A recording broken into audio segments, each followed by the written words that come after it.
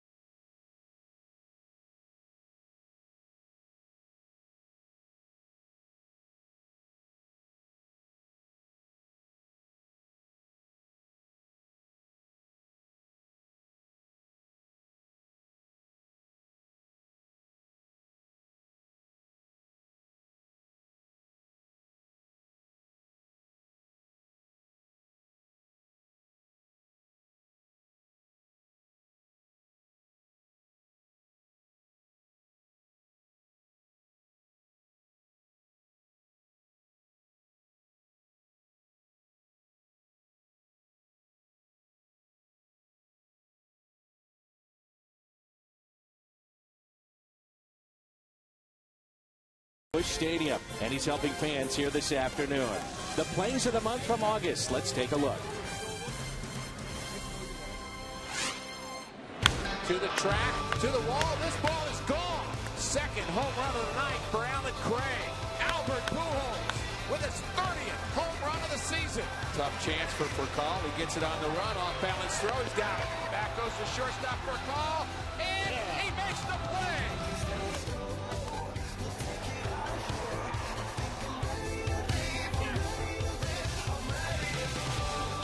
In comes Craig, and he makes the play. How about that? Alan Craig turns in a gem in center field. We are tied. Molina with his 12th home run. Drilled out to deep right. At the track. At the wall. Gone! Two-run homer. Berkman. The Cardinals go on top. A base hit for Berkman. And the Cardinals take the lead. It's back! And it's gone! Jaime Garcia has homered.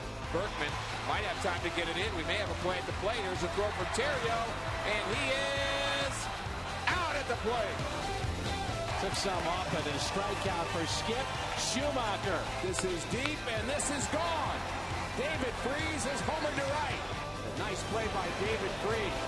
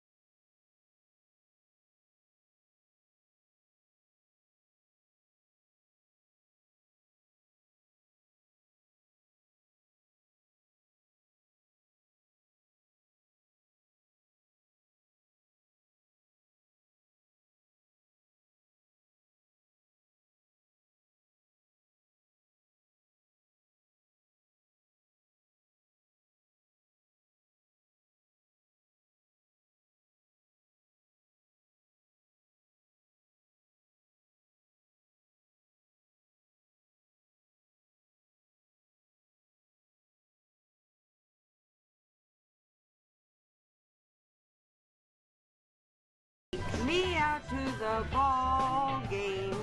Take me out with the crowd. Buy me some peanuts and Cracker Jack. I don't care if I never get. For its root for the Cardinals. Awful! If they don't win, It's a shame. For it's 1, 2, 3 strikes, you're out. At the old ball game. Got to put a little more zip to it, eh? He ain't gonna do something on me, is he? Huh? Do it again! Oh, I scared you right there. I did. I scared you. Buy me some peanuts. Cracker Jack. Your thoughts? Terrible. Where are you? I don't know where I am. That's fun. It is. So is a sharp stick in the eye. The old ball game. You threw that left-handed. That was nice. Can't beat it at the old ball game. Is that awesome or what?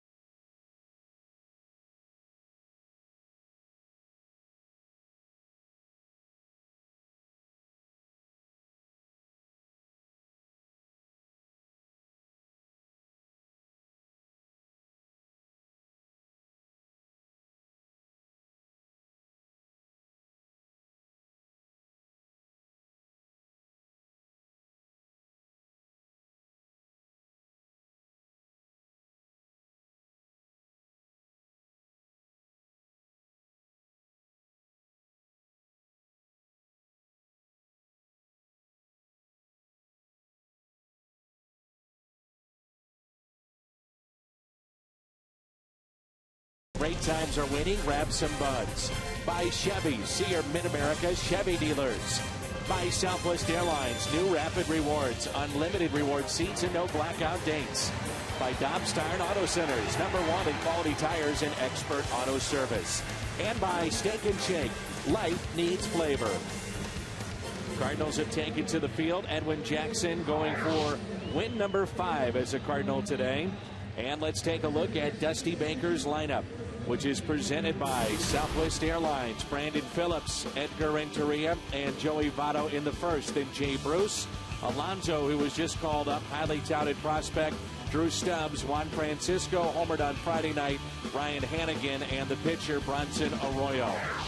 And they'll face Edwin Jackson. Jackson needs to stay right where he is, Dan. Last 5 outings, he's been very good. ERA just over 2.5. Including his last victory against Milwaukee. He's an unknown to the Reds. He hasn't faced him yet in his career. And a real key for him is to stay out of the middle of the plate. He has plus curveball and a plus fastball, but he needs to stay out of the middle of the plate. And let's take a look at the defense behind Edwin Jackson as you get a look at Derek Lilliquist, who is featured on the pregame show. Holiday, Jay, and Berkman in the outfield. Descalso for Kyle, Schumacher and Pujols along the infield. And our battery this afternoon, Edwin Jackson and Gerald Laird.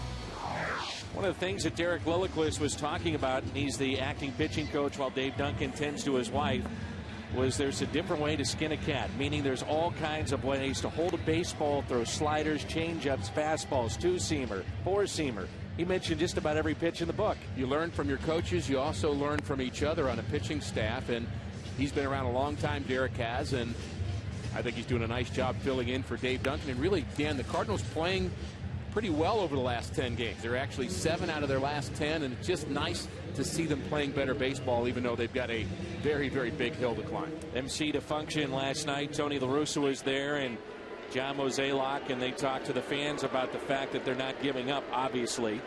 And, hey, you're still mathematically alive with 3 games to go head-to-head with Milwaukee. Stranger things have happened. Well, we may know that the math makes it very difficult, but as a team, they've got to still keep thinking, let's just play our best every day. That's just kind of where they have to be, and Edwin Jackson has provided some spark in this rotation. So Jackson will face Brandon Phillips on a cool afternoon here in St. Louis. We haven't said that very often lately. Big gap in left center, and the first pitch is taken for a ball. Calling the balls and strikes, C.B. Buckner. Dan Iassogna at first. Jerry Meals, the crew chief, at second. Angel Campos is down at third. 1 ball, 1 strike. Phillips hitting .299, 12 home runs, and 74 RBIs. A difference of literally 30 degrees. It was 100 here yesterday. It's 70, our game time temperature here at Busch Stadium.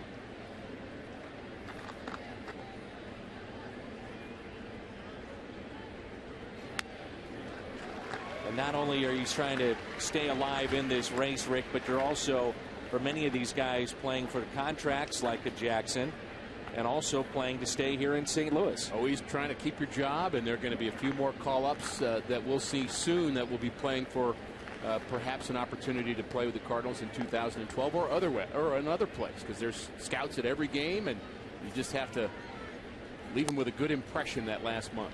2-2 last time out for Edwin Jackson. Very effective against Milwaukee.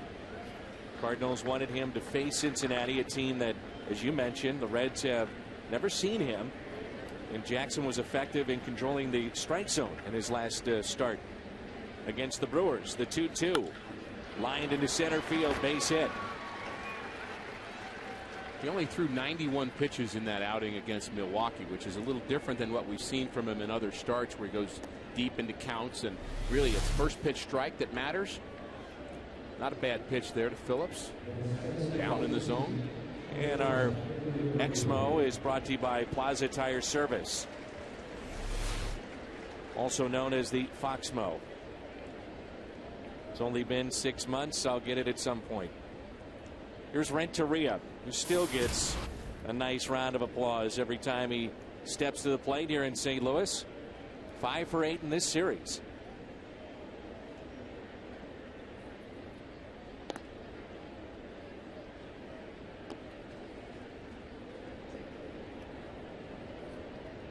Cardinals catch Bronson Arroyo coming off a very rough outing against the Phillies his last time out. And boy, has he allowed a ton of home runs this year. We'll see if that'll be the case in this ball game today. Notice, Dan, a pretty wet infield. Had some rain earlier today. Only a couple of Reds really a threat to steal, and one of them is Brandon Phillips. But some wet spots, probably a slow track here this afternoon.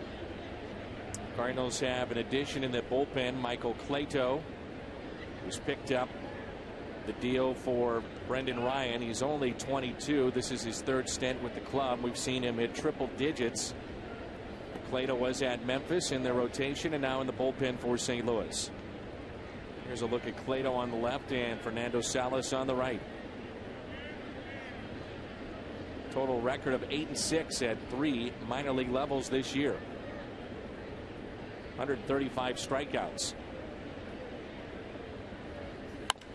That's hit out to deep left field. Holiday is back. He'll look up, and it's off the top of the wall. Renteria hustling into second base with a double. They're going to say it's a home run now.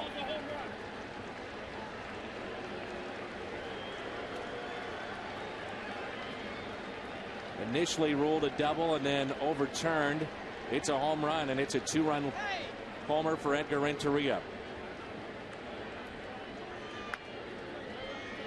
His 6th hit this weekend. A lot of Edgar Renteria fans still in St. Louis, but they can't really like this. That pitch down in the zone, but the feeling that Jackson was really trying to vary his time to the plate, was really worried about the runner at first base, and I'm not sure he threw the quality pitch to the plate that he wanted. Here's Votto. You see the wall, and there is about 2 to 3 feet behind the wall to get to that signage, and it's a little dirt area, and you can see the dirt hit up once that ball landed. There it is right there. So it's a home run and a 2-run lead for Cincinnati.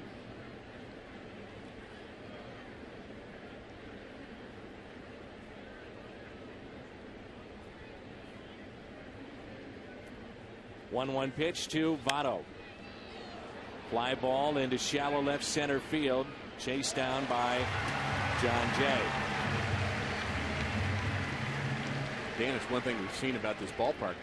That's at least the third time, and maybe there's been 4 where there have been home runs that we haven't quite been sure of, and then the umpires weren't sure of it. Just the way the fence is configured throughout the ballpark, not necessarily easy for the umpires to know for sure, and so I guess by the end of the day we may have more reviews than most ballparks.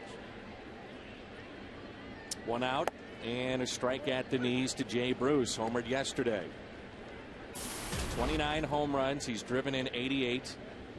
4 for 9 in this series. Pretty good 1-2 punch here with Votto and Bruce before it's all said and done. Big RBI guys. I'm kind of a little bit surprised with Brandon Phillips at the top of the lineup. He's a pretty good RBI guy as well, and I think the Reds offense would be better, Dan, if he's hitting 3, 4, or 5, and Drew Stubbs isn't striking out as much and is getting on base more at the top of the lineup. I think that would work better for the Reds, but Stubbs, with all the strikeouts, you just can't keep putting him in that leadoff spot. No, he's got a ton this year, and Dusty said we'd love to have that speed at the top of the lineup, but we've got to get people on. 1 out, and here's an 0-2 pitch from Jackson. His first strikeout of the afternoon.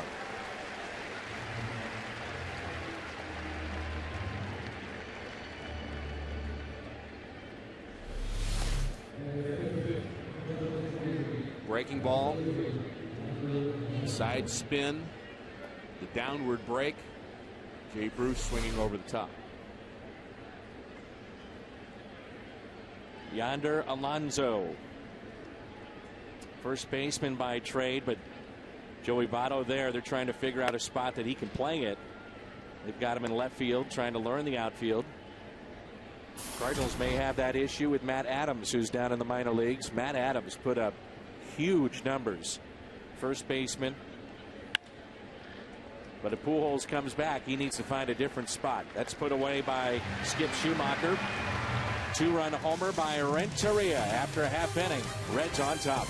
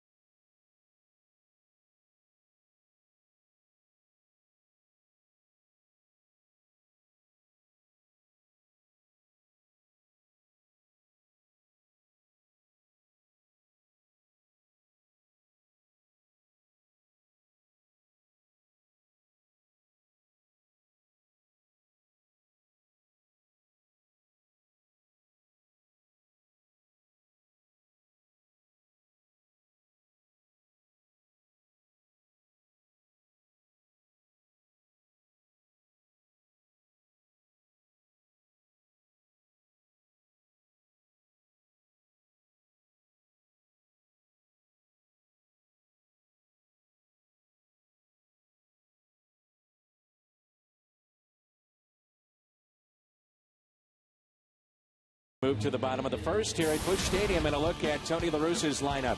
Rafael Furcal, John Jay, and Albert Pujols, followed by Holiday, Berkman, and Schumacher, then Laird, Descalso, and Jackson. Arroyo, you've already mentioned, prone to the home run. He's given up 36 this year. That's a club record for right-handers. Don't let him get settled. He's the kind of guy that if he gets in a groove can beat you. Be patient. He likes to tease the strike zone. He likes to try to get you to chase his pitch. The club record overall for home runs allowed, 40, and that was Eric Milton. He was a fly ball pitcher, and they signed him knowing that and having seen that in his career, and yet they did that moving to the Great American Ballpark. Yeah, you really had to be careful with that ballpark. Aaron Harang and Arroyo have given up as many home runs as anybody over the last few years, and it has to do with pitching in Cincinnati. 1-2 the count on Furcal. He's batting .216 overall, 6 home runs, 23 RBIs. Tony was saying before the game about how impressed he's been with Furcal, and in particular with his defense, and he said it's just a matter of time, full year healthy offensively, where he gets that timing back.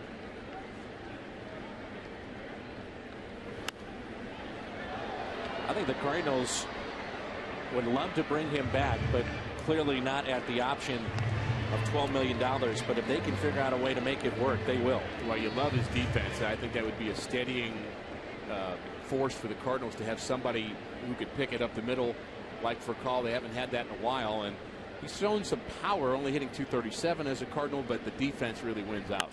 And he slaps it the other way. High fly ball. Yonder Alonso makes the catch for the first out. The defense for Cincinnati: Alonso, Stubbs, and Bruce in the outfield. Francisco, Renteria, Phillips, and Votto along the infield. And it's Arroyo and Hannigan. That's brought to you by Dobbs as John Jay will dig in. Cardinals begin play. 8.5 games back of Milwaukee. Cincinnati 14.5 games out. A strike to John Jay. Milwaukee top of the second, already a 2-run lead over the Astros.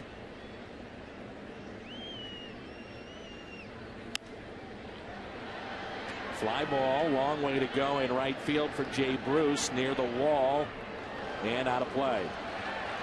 was really hard to imagine the Astros really doing much damage against Milwaukee. That team is so down. They got the worst record in baseball right now, the Astros, and starting a number of players we've never even heard of before. I think the Cardinals will have their opportunity when they play Milwaukee, but then Atlanta after that. And the Cardinals even a game closer to the Atlanta Braves than they are to Milwaukee in the wild card. 0-2 the count here on John Jay. Albert Pujols on deck.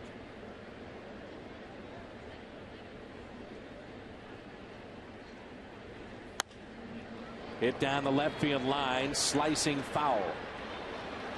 Nice play made by a fan who brought his glove and then hands it off to a young Cardinal fan.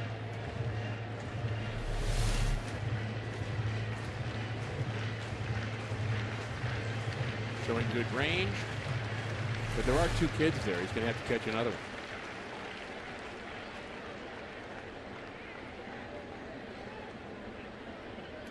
Here's the 0-2. That high leg kick of Bronson Arroyo that we've seen for years now. Former Boston Red Sox pitcher that was versatile for them. Part of their 04 World Series team. Here's a 1-2 pitch. Remember, he was a guy that would make that spot start if they needed it. There was injuries at times for the Red Sox, so he could do that. Middle reliever. He was a setup man, and now constantly in the rotation for the Reds. And a rubber arm, it seems like, too. 200 innings every single year. Last 5 years, he and Dan Herron have had the most starts in baseball, so that means he doesn't get hurt. He's consistent. He answers the bell every fifth day, like you said. And really, I think that ability is maybe undervalued for a starting pitcher. You need to be healthy. You need to go out there every day, and obviously, even more importantly, go 6+ innings. John Jay, high fly ball, deep right, at the track, at the wall. The Cardinals are on the board. 9th home run, John Jay.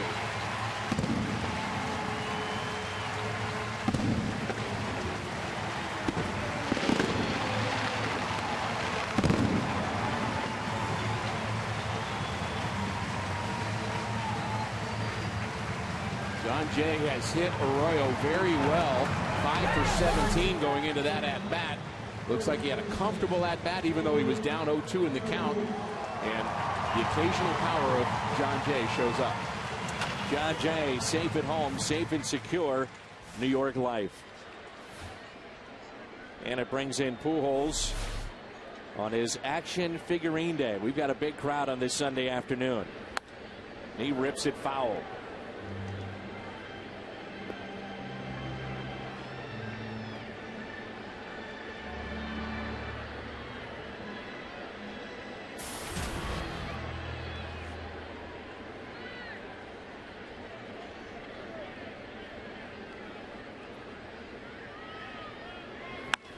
Pujols hits it out to deep right. Backing up Jay Bruce on the track and makes the catch.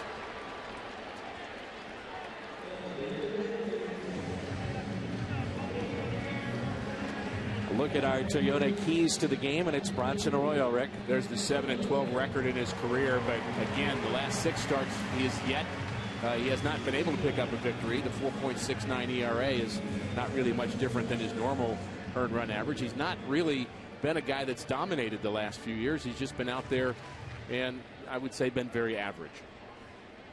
Here's Matt Holliday, 21 home runs for Matt. Driven in 71 and a 304 average. Takes a ball in. 409 feet the distance of the home run for John Jay. It's now 37 allowed by Bronson Arroyo.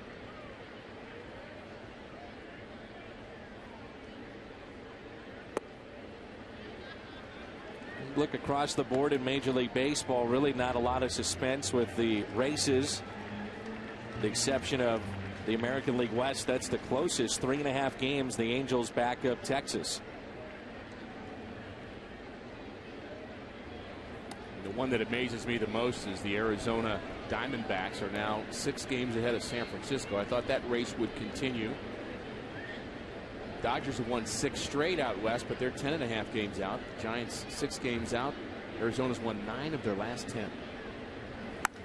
That's ripped into left.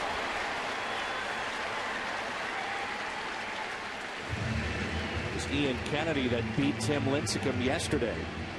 Ian Kennedy's been quite the find and turned around his career with the Diamondbacks. Vogelsong goes today for the Giants. It's pretty comfortable at bats, it looks like, here in the first inning against Arroyo. Good swings. Lance Berkman, another one of the Cardinal players who's hit the Reds very well in his career. So here is Berkman, 281 average. A couple of base hits in this series. And that kind of pitch is what really defines Arroyo. He'll drop down, he'll change arm angles. Off-speed pitches, all different types of speeds.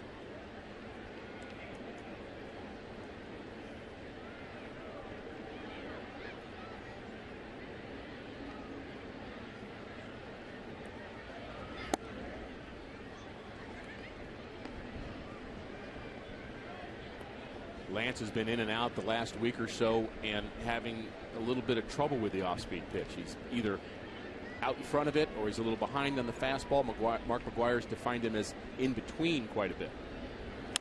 Berkman out to right. It's at the wall and caught by Bruce. Couple of near home runs from Pujols and Berkman, but this one, no doubt about it, gets the Cardinals on the board. It's 2-1 after an inning of play.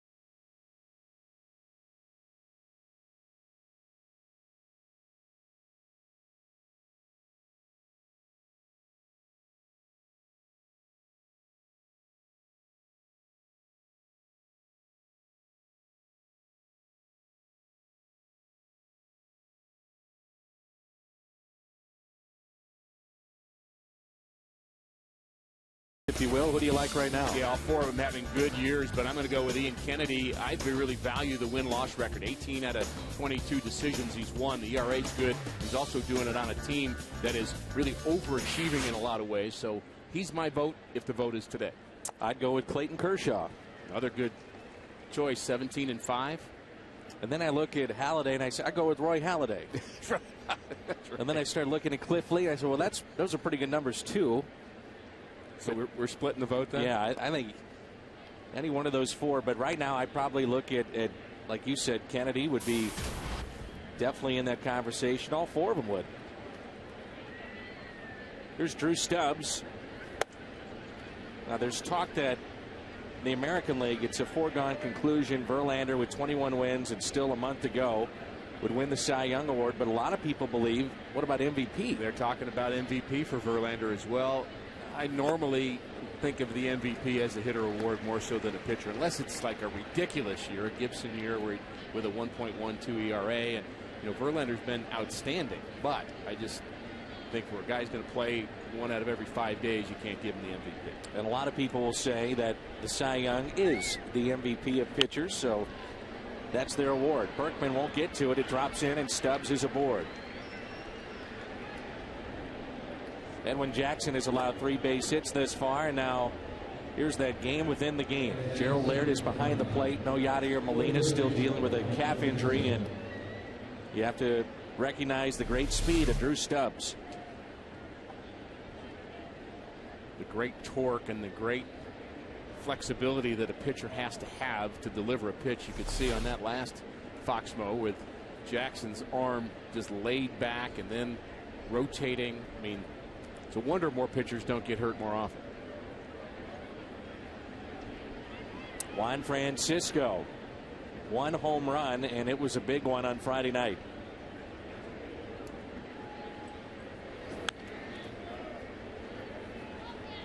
The game within the game, Gerald Laird. One thing positive that you can say about Gerald Laird is his catcher's ERA is nearly identical to Yadier Molina's. A lot of times your second catcher, you'll have a fall off in terms of what the pitchers will do when the second guy's catching, but he is right there with Yadi, and I think he's been a good find. Another one of those guys you wonder if he'll be back next season. 0-1 pitch. Lifted into center. Jay is back. Plenty of room. Stubbs showing up at first base that he may tag, and Jay knows that. Got himself in a position to throw.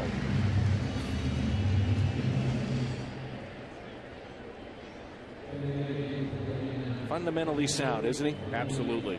Can't take anything for granted. You know, early this season, I think he did do that on one particular play where he kind of lobbed the ball in. I think he might have even gotten an error on the play, and you could just see that look of kind of self-disgust there, that I can't believe I kind of lost concentration and a runner was able to advance, and we've not seen that since out of John Jay. Speaking of catchers that are very good defensively, 2009 Ryan Hannigan led all National League catchers in fielding percentage. From Washington, D.C., Ryan Hannigan.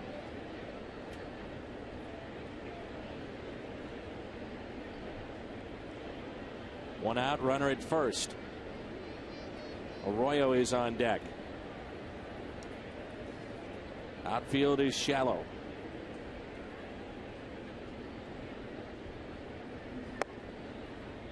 You wonder, Rick, the balls that were hit by the Cardinals in the bottom of the first, if it's a hot day here in St. Louis and not muggy, if they carry out of here. Ball has been carrying of late. A lot of yardage without much to show for it from both Berkman and Pujols, and a lot of innings left in this game. I got to believe we're going to see a few more before it's over.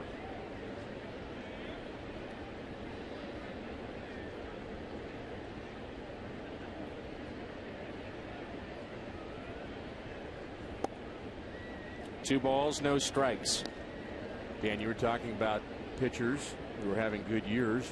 One pitcher who's having an outstanding season that you don't hear a lot of conversation about is Craig Kimbrell, the closer for Atlanta. We'll see him at the end of this series, at the end of this home series, and you know, he's really been a big plus for Atlanta staying in the race. They've had other offensive reasons, but when you've got a rookie out there closing games, over 40+ saves out of a rookie, that's pretty impressive. You know, think about the list of guys they have gone through in all the winning that they've done. The Yankees, all their winning, it's been one guy, Mariano Rivera. You think about Kerry Lightenberg, John Rocker, Kimbrell, Smoltz for a while, Mark Wohlers, Alejandro Pena, going back to the very beginning of their run. Here's a 2-0 pitch. 3-0, the pitcher on deck. He's the best shot at winning the Rookie of the Year at this point for me, although Freddie Freeman will also see in that series is a guy that's got pretty good offensive numbers, a little pop and a lot of RBIs.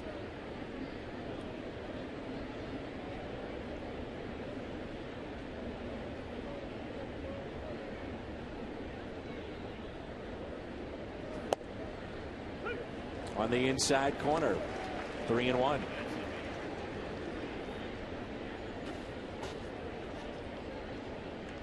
Milwaukee comes to town, and then we'll see Atlanta back out on the road with Pittsburgh and Philly. The final month of the season, Labor Day tomorrow, day game here at Busch Stadium.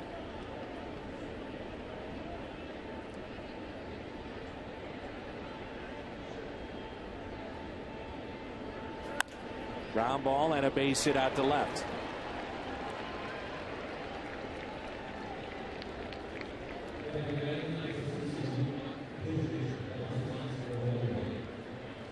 See what Dusty Baker wants to do here with runners at first and second, and the pitcher Bronson Arroyo. He's only hitting 128, no home runs, 2 RBIs.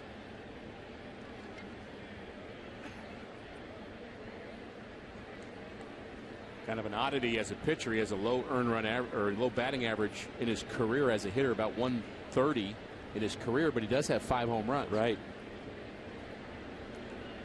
Showing bunt here, and Pujols will race in.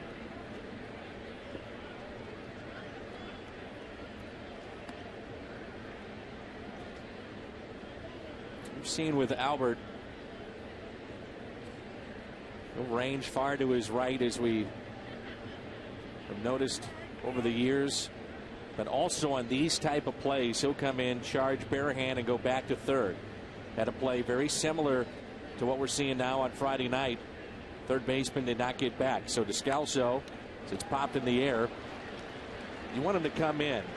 And it was Freese the other night who came in, wasn't sure if he should still come, and then couldn't get back to the bag at third. And Yachty made the throw there, and it ended up not working out and really caused a lot of problems in that inning. But I do like the aggressiveness that the Cardinals do show in defensively, and Albert's a part of that. Yachty's a part of that. And it really is kind of an in-between play for the third baseman. He's got the toughest job. Here's the 0-2.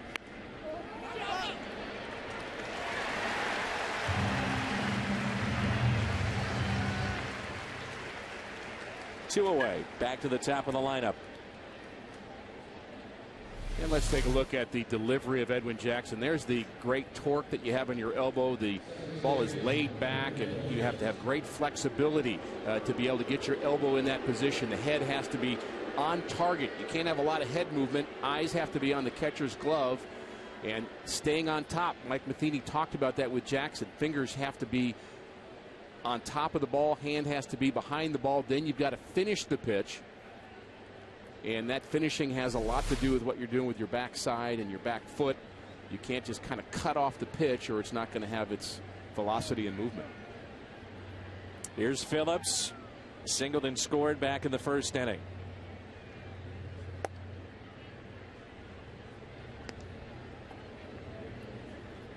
Pujols playing behind the runner at first base, obviously, and look how far he is off that line. He's taken a lot of assists away from second baseman over the years, hasn't he? Sure has. And he's given a lot of putouts to pitchers. You bet.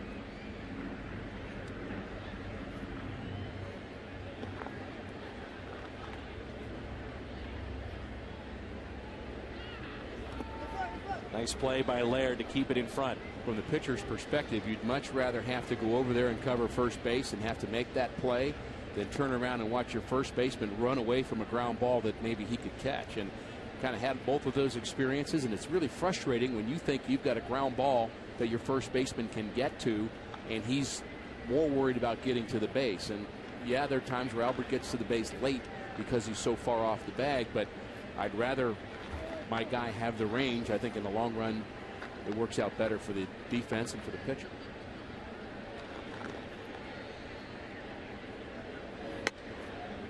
Jackson wears number 22. David Eckstein comes to mind.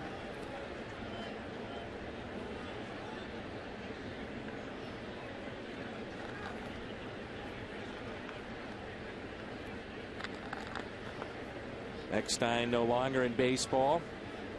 3-0 pitch. Upstairs, ball 4, bases loaded. First walk issued by Edwin Jackson as he went deep into a count on Hannigan. It got Arroyo to pop out, and now the walk to Phillips, and it brings in Renteria with the bases loaded. Derek Lilliquist out to visit.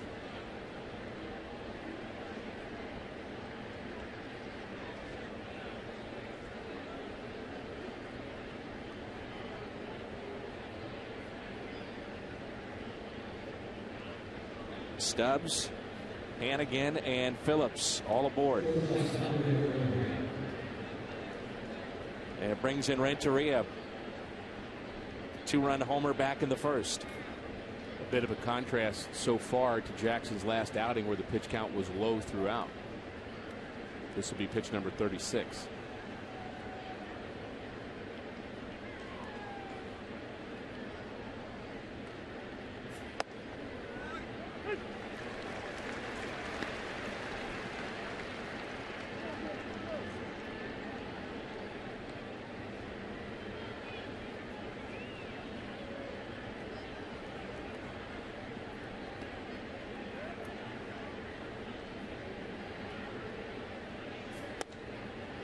With the bases loaded, we turn to our this date in baseball history, brought to you by Schnucks. The Cardinals erase a 5-run deficit with the help of Edgar Renteria. Grand slam off of Ryan Dempster.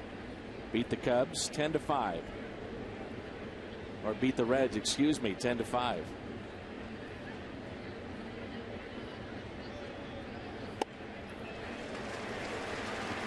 One ball and 2 strikes.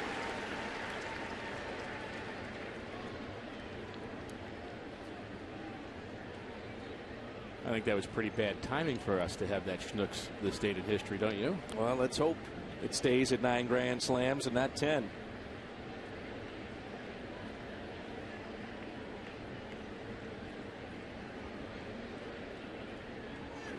And it will.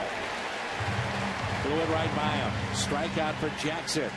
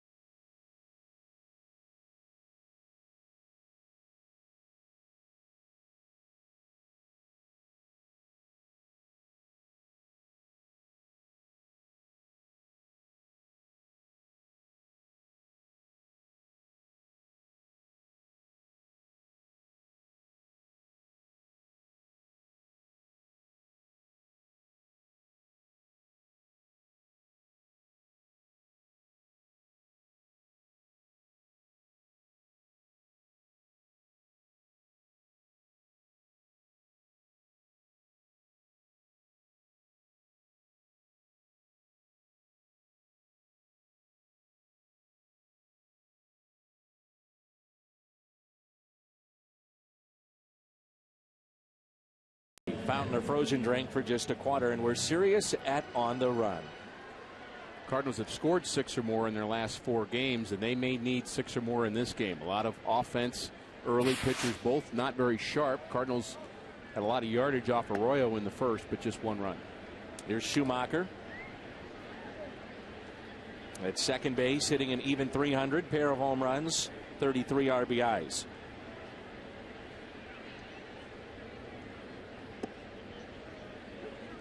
Floats in there at 69 miles an hour. You see guys night after night, the specialists that come in, they're pumping 95 or harder. And then you see this. That one would be like hitting a frisbee. Yeah. Pass Renteria, base hit out to left. 3rd hit for the Cardinals today. It's a good example as a hitter, what you were talking about, Rick. You really have to be patient and wait. Wait, then swing. And don't be afraid to take the ball the other way. That may be your best chance.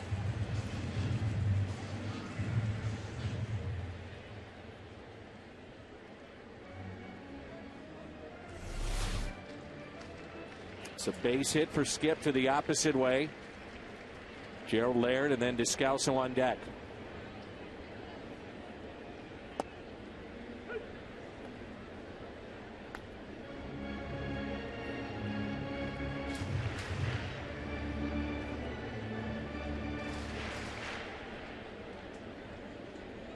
Molina with a little soreness in his calf, so second consecutive day that he's on the bench. 0-2. I would assume that we'll see Tony Cruz be called up. You will see Tyler Green for sure. Even some talk about Adron Chambers.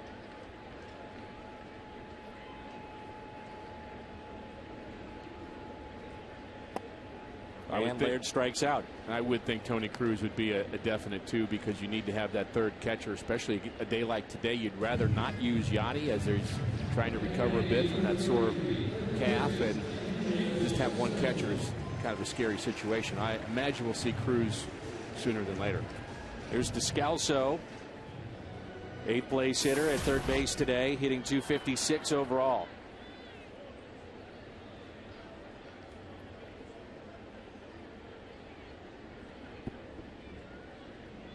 Daniel's really shown his versatility this year for the Cardinals, and that's a base hit into center.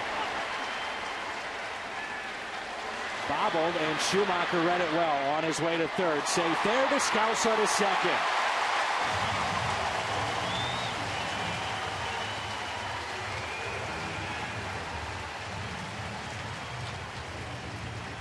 Heads up base running all the way around, and two mistakes by Drew Stubbs. He boots it first. That allows Schumacher to go to third, and then he makes a throw to third, which allows Descalso to go from first and second.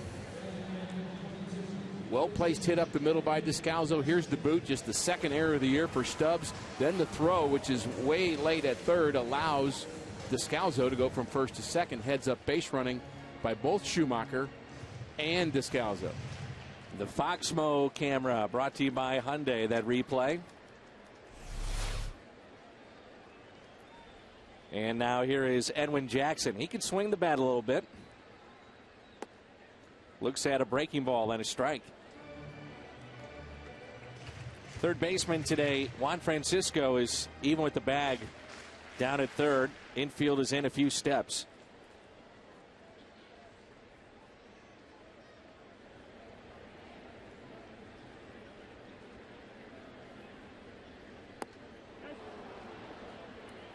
Talking with the Reds camp before the game today, they believe that Drew Stubbs is a potential Gold Glover in center field someday. Because of his great speed, he has a plus arm in center, but a mistake gives the Cardinals a chance to take the lead here in the second.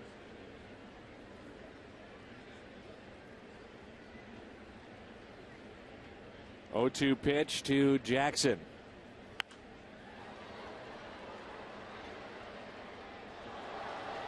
Jackson had an 0-2 hit in Milwaukee that led to a Cardinal victory. Not a lot of offense. Most of the offense in that game was at the bottom of the lineup, and Jackson really got it going. 0-2 pitch. He just took it the other way, just as he did that swing against Arroyo. Strikeout, and it's up to the leadoff man for the Cardinals for Cowell. 2 strikeouts for Arroyo in this game, both in this inning.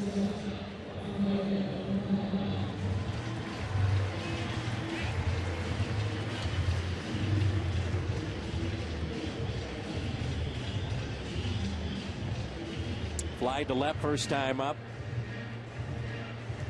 Schumacher led off the inning with a base hit. Descalso a single to center, both advanced on the air by Stubbs. For Cowell could give the Cardinals a lead or tie it up right here.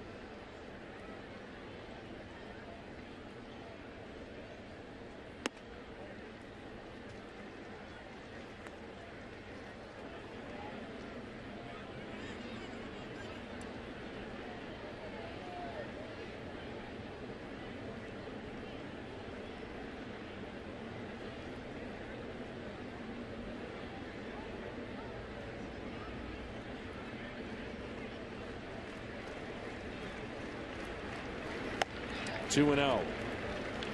John Jay is on deck. homered back in the first.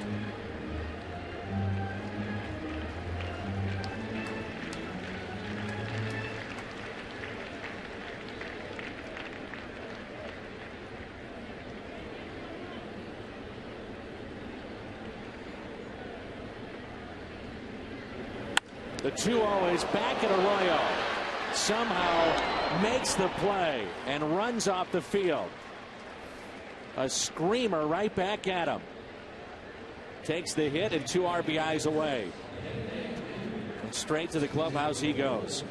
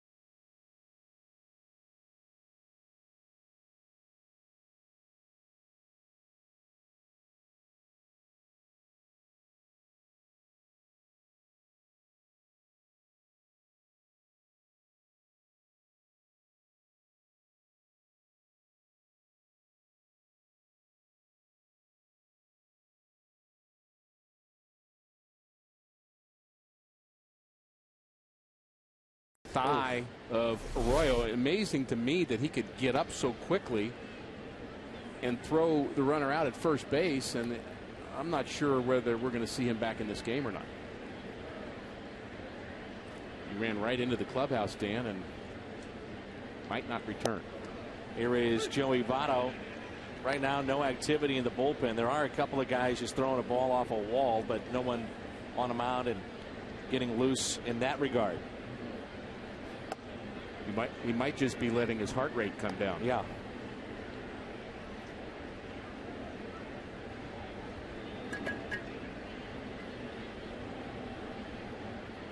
Here's a 2-1 pitch by Jackson. And that's a strike low, 2-2. Jim Hayes has joined us here in the booth. And Jim, as always, great job on the pregame show. Your live guest was Shane Robinson, and he is a good story for fans that didn't know this. He had just a brutal collision in the minor leagues. Collided with Andrew Brown, had fractures in his face. I know he broke a bone in his hand and his finger. And it was awful. A lot of people didn't think he would even come back this year, but here he is in the big leagues. Yeah, it is quite a story. That collision happened in April, and if anyone did get a chance to see the video, it was horrific. And as you mentioned, suffered an injury around the eye, had to have a plate put in his head. Also, his finger was extensively damaged, and he had to work and come back. This on top of the season before, where an injury sidelined him for the remainder of the season. And he said while he was rehabbing, he had thoughts of just saying, I can't come back from this. It's just not meant to be. And he said with the support of his wife and his family, he kept working. And that's why he said this call-up means more to him than when he was first brought up to the bigs. And I believe last year it was a shoulder injury that curtailed his season. Votto hits it out of play. You talk about perseverance, though, and a guy that was just desperate to get back. Good for him. He made it. Probably a guy that's used to being underestimated because of his size. You look at him and you think, well, how's this guy going to help us? But he can really hit. He can flat out hit. He always has. I mean, he went to Florida State. You know, he was a standout performer, 5th-round draft pick by the Cardinals. So obviously there's a lot of talent, not just the guy. I believe he was the National Player of the Year in college. Yep. Before he came out. And people say they look at him compared to some of the other big guys. He's not really 5'9". I stood back to back. He is 5'9". I saw you guys standing back to back in the pregame. 5'9". It's official. Jim Hayes' seal of approval. And there's a strikeout of Votto.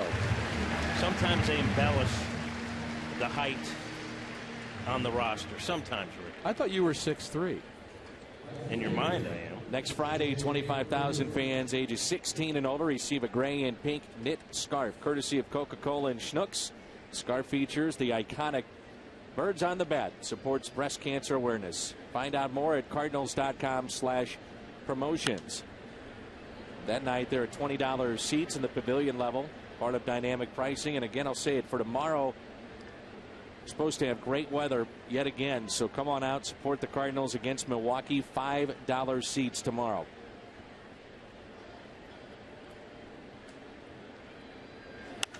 Jay Bruce hits a high fly ball. Right field. 2 outs. Jackson has really settled down. You know, Ricky, one of the problems he's had is the first inning has been a trouble spot for him, including today. His ERA over 6.33 in the first inning. What is it that some pitchers get off to a slow start and have to find their groove? I think usually that has to do with command, whether or not they come right out of the gates throwing the pitch to the spot they want to, and a lot of times you don't get that done in the first inning. It's too late. You have a 3-spot or a 4-spot on the board. And Jim, that was a great question. I worked all morning on it. Yonder Alonso is the hitter. Alonso grounded out to second his first time up.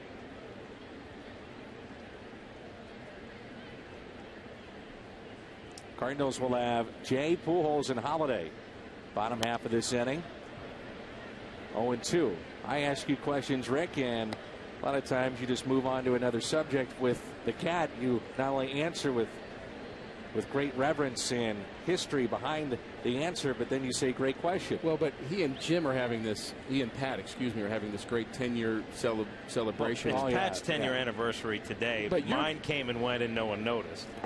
I just feel a little bad about that, Dan. I'm trying to we had a big tribute to Pat on the pregame show because it's his 10-year anniversary of Fox Sports Midwest. Hi, Pat. And your 10-year anniversary was a couple months ago, is that right? The handsome Pat Paris. Very nice man. We recognize his anniversary. Mine, not. Tom Ackerman, too. Very handsome in front. And a swing and a miss for Alonso. Strikeout number 4 for Edwin Jackson.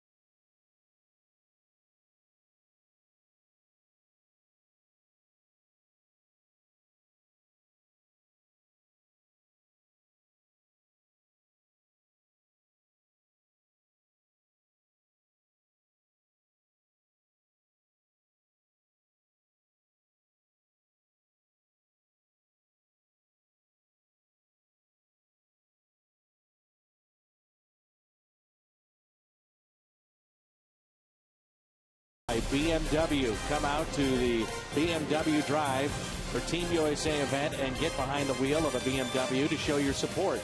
And everyone on HP.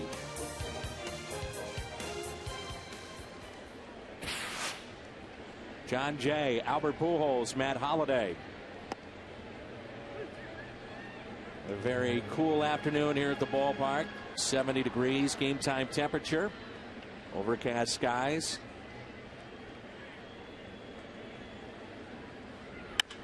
Jay, a little bouncer to the right side. Votto to Arroyo, who's running well, and everything seems to be fine after taking that line drive last inning.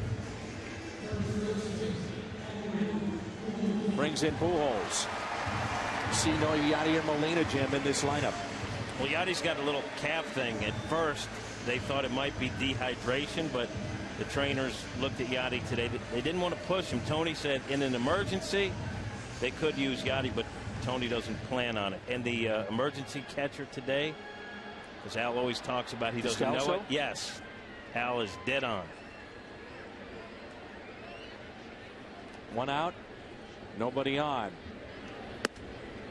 Pujols takes a ball. He flied out to deep right field. First time up.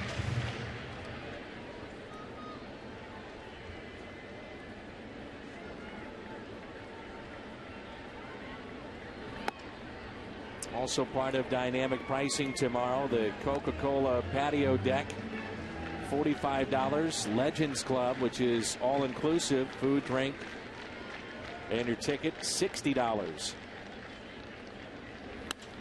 Pujols lines it into left center field, and this ball will get down. Albert digging for two and in with a double.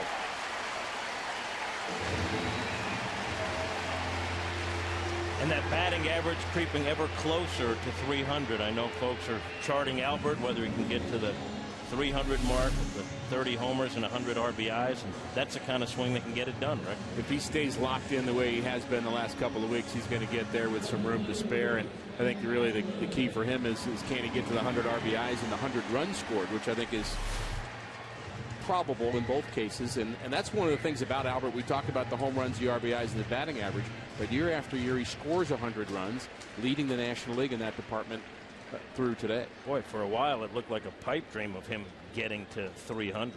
Remember, he was hitting 231 after the first month. Here's Holliday, who singled 1 for 1 on the afternoon.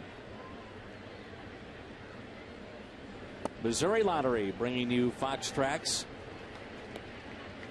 A 2-1 lead for Cincinnati as we play here in the bottom of the third.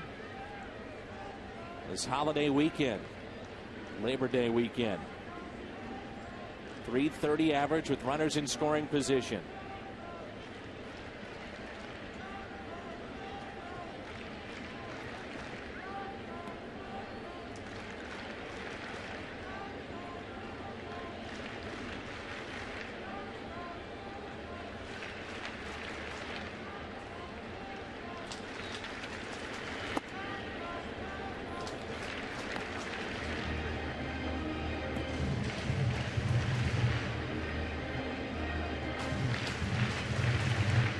Outfield straight away and deep.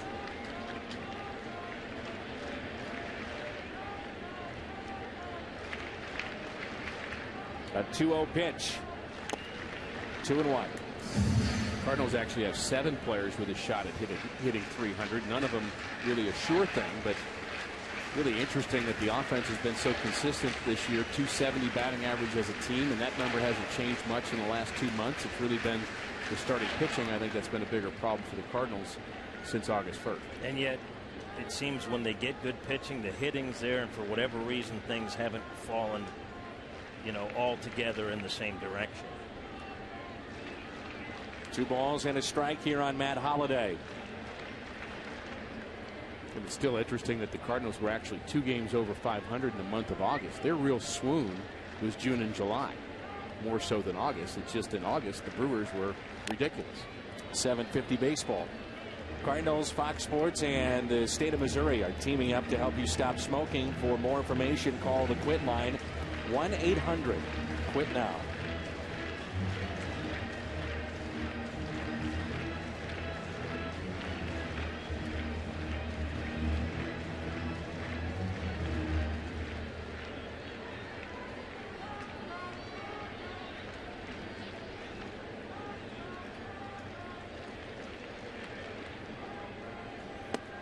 Swing and a miss, and Holiday frustrated with himself. 2 outs, 3 strikeouts today for Arroyo. Brings in Berkman, who flied to deep right first time up. I know you spoke to Mark McGwire on the pregame show, and he feels like there are 9 guys in this lineup that can contribute. That means the pitcher, too.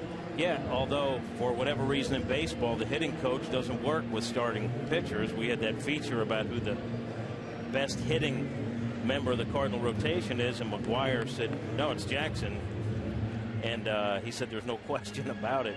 He actually, he said, saw something that Jackson was doing wrong at the plate in terms of the way he was holding his hands, and he said he talked to Jackson about it, and that little change has paid dividends for Edwin. But for whatever reason, hitting coaches traditionally don't work with the pitching, as Dave McKay works with the Cardinal pitchers. That's always been the case, and there is no real good reason for that I can think of. I mean, if you're going to have the hitting coach, shouldn't he especially work with the starting pitchers? You don't worry about the relievers, obviously, but why wouldn't Mark McGwire work with the 5 starters on a regular basis?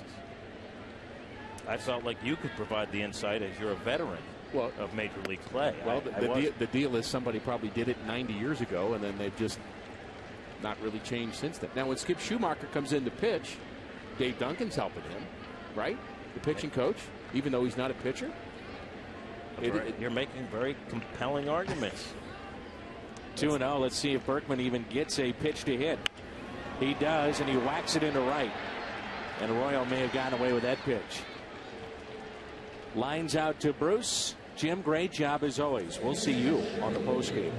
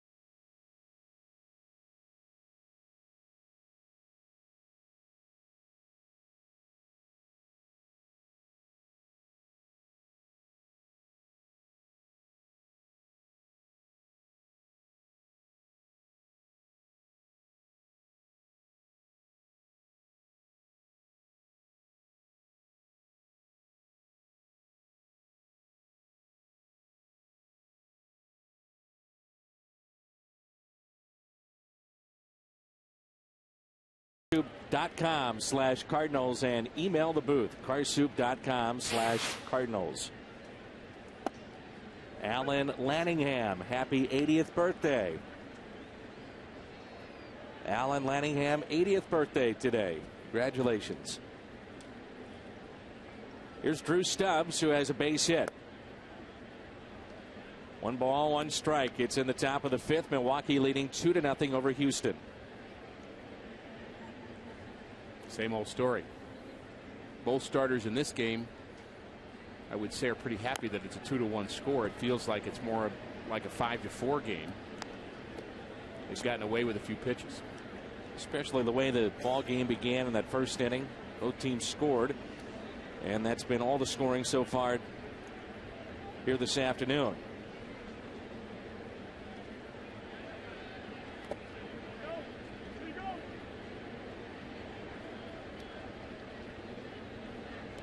182 strikeouts for Drew Stubbs.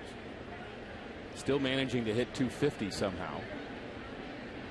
Third in the National League in stolen bases. He just doesn't get on base enough. The 2-2.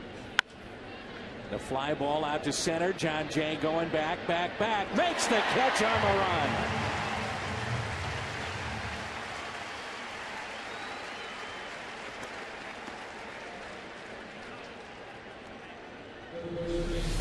It could be a triple if he doesn't get to this. No doubt. John Jay makes great routes to balls. He also has good hands once he gets there.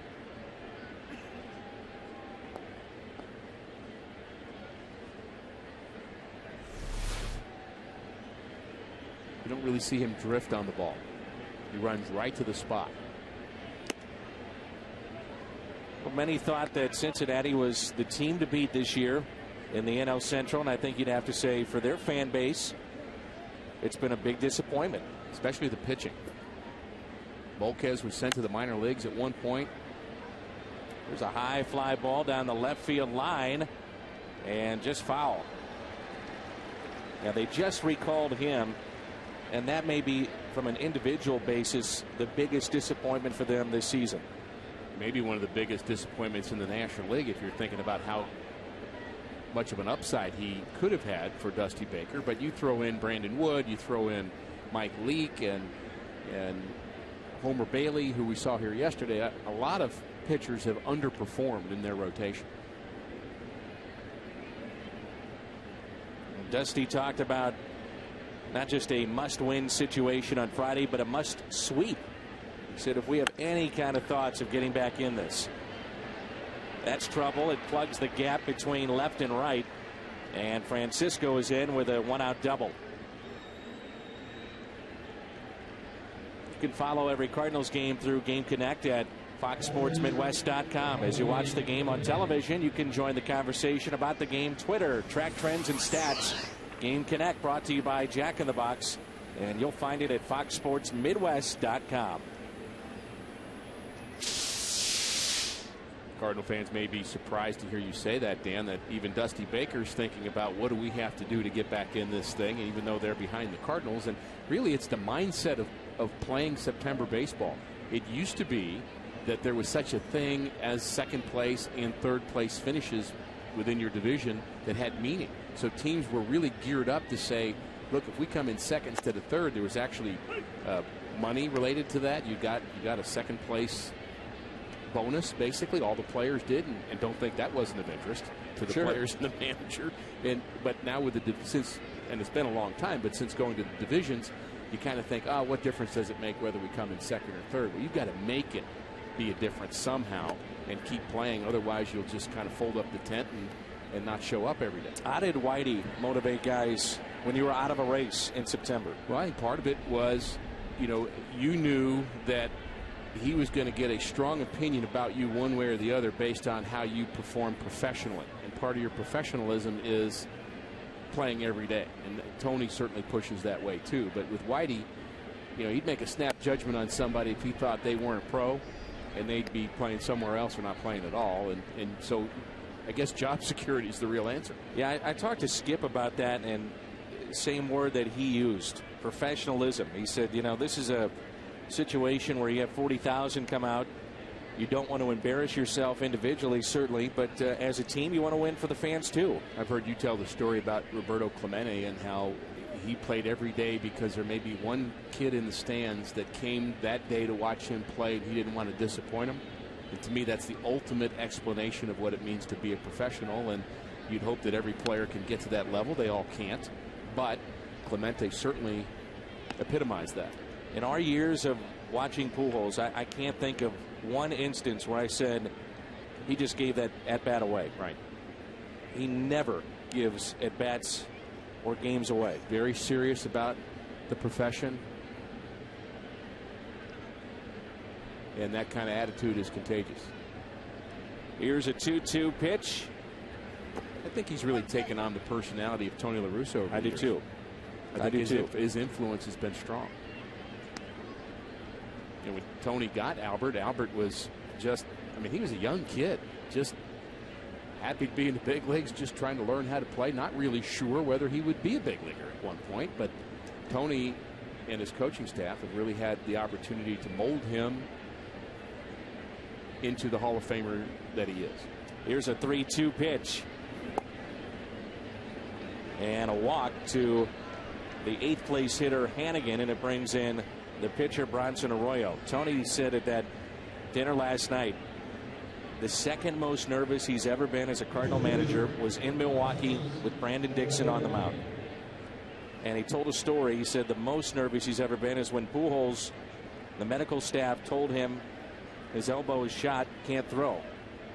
And he said, well, I knew that we couldn't play him at third or first, so I put him in left. I called Walt. Walt approved it, and he said, I was so nervous about him just getting in the game and throwing a ball because that's what he's always done. But he said Renteria and Edmonds knew that he couldn't throw, so they had to go out and get the ball from him. But he felt better after he hit a 3-run homer in his first at bat. There was a little precedence for that because I believe Arizona did that with Luis Gonzalez also. They put him in left field for a long time where he couldn't throw a baseball either, which is, you know, kind of bizarre in some ways that you actually have an outfielder that can't throw. But if you can hit like Gonzalez and Albert, they'll find a place for you. Runners at first and second. 1 out. 1 ball, 1 strike. But Tony knew he was taking a chance with Dixon on Thursday, and he wanted Carpenter and Cueto on Friday. And his mindset, he said, was, you know, not only do we have to beat Milwaukee, but we have a month left. And I feel that we need to just rack up as many wins as we can. So as much as you look at the head-to-head matchup where you can pick up a game, his thinking was more long-term beyond just that game. Laird to Schumacher. The sacrifice is good.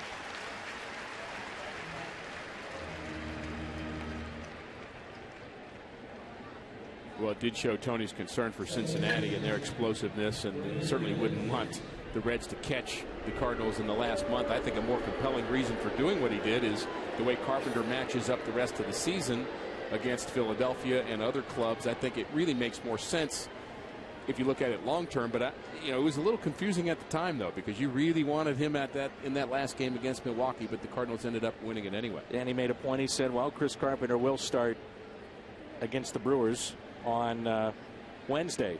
But I got up and I said I would have started Carp, by the way. I said I would not have gone with Dixon. Well, I mean, you're in the longer line by saying that, I'm telling you. But it worked. It did. Had to use his bullpen a lot to do it, though. Ball scoots away from Laird. Play at the plate. Jackson is there. Out!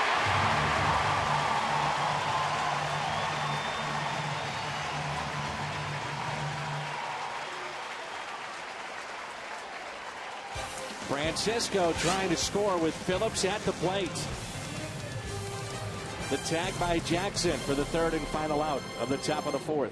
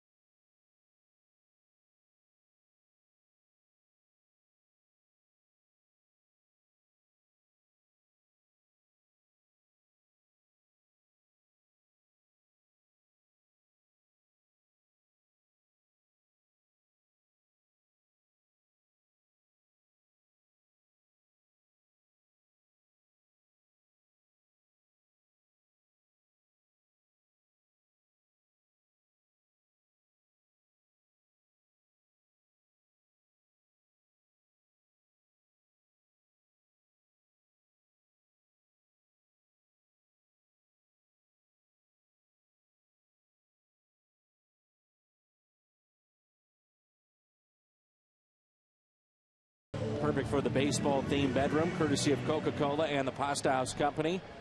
To ensure your young fan receives that pennant, make sure and head to Cardinals.com. Those go very quickly, and that's next Saturday. Get well soon to Jordan Leggins, who's at Cardinal Glennon in the ICU. Jordan Leggins, get well. Let's get you back in the ballpark.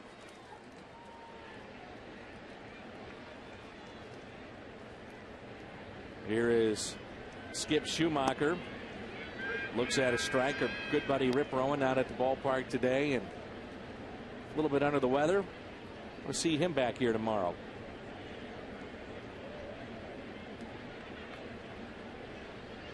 A 2-1 Cincinnati lead. Schumacher hits it fair. Votto, nice play all the way around. Well, he's got to do a lot of things right for that to work, Dan. He's got to catch the ball, first of all, because it's hit right down that line, just over the bag, barely fair. He's also playing really deep, so he's got to make sure he smothers this ball first. Then he spins as he's catching the ball and has to make a throw from the ground on the money to a pitcher who's on the move. Throws it sidearm, chest high. Nice job by Votto. Gerald Laird struck out first time up. Reds may have run themselves out of an inning just moments ago, and that block by Laird and the play at the plate. And again, defenders doing the job correctly. Gerald Laird and the pitcher Edwin Jackson both doing their jobs to make sure they caught Alonso at the plate. Not really a close play there, but two people had to be Johnny on the spot defensively, and they were. Big Cardinal fan Tracy Heron watching baseball today. Want to wish her a happy birthday. To Tracy Heron, turns 29. Let's go back to the play at the plate. Well, Laird's got to pounce on the ball first. He gets away from him very quick. He gets rid of the mask. Then the throw to Edwin Jackson, who is covering quickly. He's got to make sure he beats the runner to the plate and then get the tag down, and he did both. 2 balls, 1 strike. Laird hits it down the left field line. It's hooking and foul. 2-2 with 1 out, nobody on. A lot of almosts in the home run department for the Cardinals today. You know, this was such a heated rivalry a year ago. You wondered how much of that brawl from a year ago would carry over this season. It's the final game between the two teams, and it really hasn't. Kind of fizzled, hasn't it? And maybe that's okay. 2-2. Popped up near the Cardinal dugout and out of play. There will always be the underlying tension, it seems like, between these two, Dusty Baker and Tony La Russa, but it hasn't really carried over to, you know, somebody getting hit, maybe Cueto or Carpenter, Molina, Phillips. None of that has happened. And they both said very directly that they respect each other. And I think people may be surprised to hear that. Like, no, they can't, because they get so nasty in games, and we've seen it happen 2 or 3 times between these two yelling across the field. But that's just the way they compete. I think they do respect each other. They just don't agree all the time. And you compete at this level with what's on the line here every single day. You're going to see things your way, and the other guy's going to see it his way, and you know the motions are going to get to the top every once in a while. 200 meetings, 102 and 98, the record for Tony. 2-2. And for Dusty, that's been with 3 different clubs, and he has been the manager of the year 3 times. Dusty Baker has, and I think 21st. He's only 7 wins behind Earl Weaver. That's a Hall of Famer. Yeah. It is surprising, but you look at his numbers, and you have a very strong Hall of Fame case for Dusty Baker after it's all said and done. Good at bat by Gerald Laird. 1 out base hit. As part of our Fox Sports Supports charitable initiative, we're proud to wear pens during our 2011 season. It's Stand Up to Cancer. And if you'd like to find out more, please visit standuptocancer.org/Fox Sports.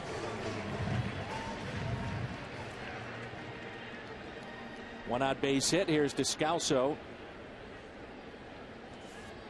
Singled and then was left stranded back in the 2nd inning.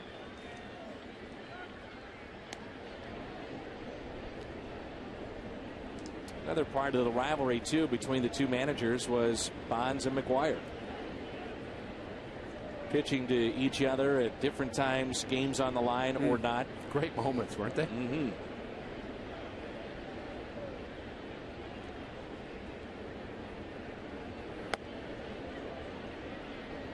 And those are the kind of moments that build some tension. You know, you get kind of mad they're not pitching to your guy, and then they're doing a little gamesmanship. And really, Tony, you'd have to say, is as good at the gamesmanship as anybody. I mean, he's not afraid to kind of twist some things to kind of get that little edge. And Dusty senses that, has his own version of that. And so, you know, you're going to get a little tension every once in a while. I don't think that's such a bad thing. We watch him day in and day out, but from that opposing viewpoint, Descalso base hit, that'll get into the corner. Laird on his way to third. Remember, pitcher coming up next. Why not take a chance? Laird will score. Descalso the triple. Tied up 2-2.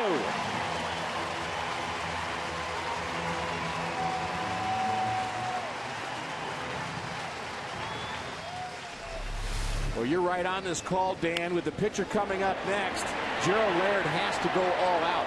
Took a long time for Jay Bruce to get that ball in the right field corner. Jose Oquendo waves him home.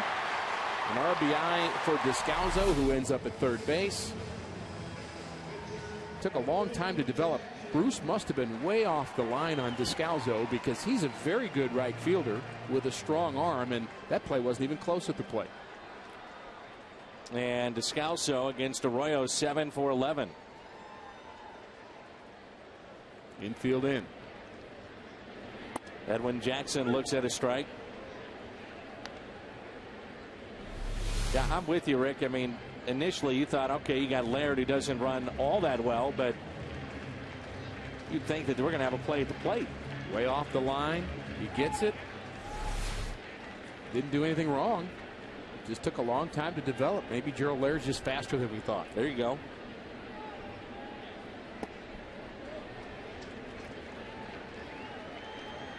It's back in 05 and 06. Tony La Russa just seemed like would go to a bunt or a squeeze play an awful lot. And we haven't seen that in a long time, have we? We really haven't. I wouldn't think he would do it with a pitcher that he wasn't very familiar with the bat. We've seen him a few starts, but you're just not sure how he can handle that kind of situation. You normally learn that in spring training. You kind of get it in your head. This is a guy I can squeeze with. This is a guy I can't. You trust him with knowledge of the strike zone. That's part of handling a squeeze is the timing of it. It's not whether or not the guy's a good hitter or not. Can he stay back long enough, then all of a sudden turn at the last minute and just get the bunt down fair? That's really all it takes to do a squeeze, but that's not really that easy to do. Well, I'll tell you what, that's the pitch right there that Jackson is getting a steady diet of, and he's been chasing it. That time held up just enough. 2-2. See if Arroyo goes right back to it.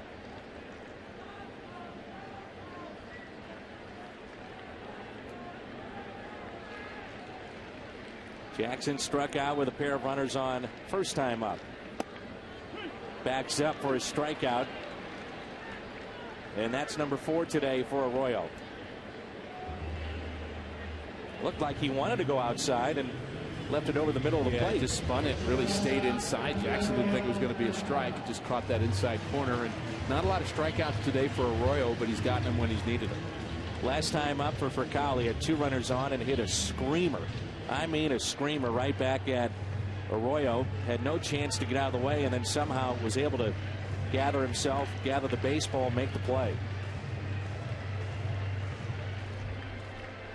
So many decisions this year for John Mozeliak and the Cardinals, and Tony La Russa and Mo have talked in glowing terms about Rafael Furcal and what he has done for them defensively, and they'd love to bring him back. It just can't all work out. Tony was talking this morning on his radio show about really he'd love to have him, and as always, at what price? That's always the question. And really, you know, there's a number of Cardinals that will fit that bill where you'd say, yeah, I want him back, but at what price becomes the qualifier. Tony said the best part about meeting Furcal and getting to know him a little bit, he said, Tony, all I want to do is go to a World Series. That's why I'm here. Good answer. He said, I could have stayed in L.A. I would have been content. But I want to win a World Series. I've never been to one. I want to go. And say in the clubhouse, he's been very good as well. Fit right in. So 2 outs and a runner at third. And Furcal takes a strike on the inside corner. 1 ball, 1 strike. Cardinals haven't been since 2006, and I think there are a lot of Cardinal fans that would agree with Rafael Furcal. That's all we want. You get used to playing in October. Get spoiled. And you get spoiled. Correct. Furcal breaks his bat. Shallow center, and Drew Stubbs makes the catch. RBI triple by Descalso. We're tied up. It's 2-2.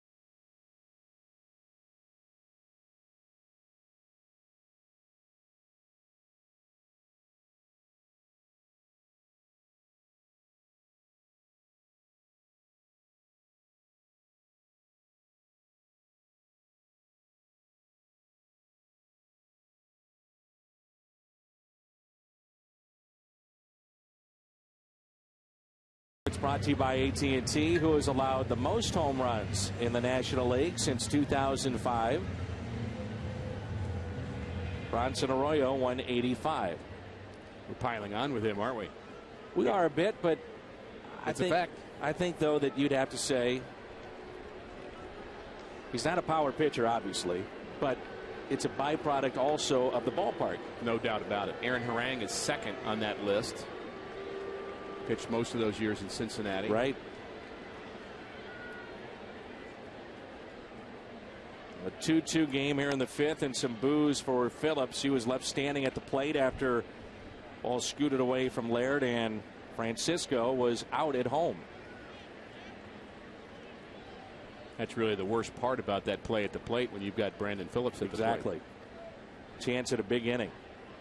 Yes, leadoff man, but yes, also RBI guy, and could do some damage power-wise, too.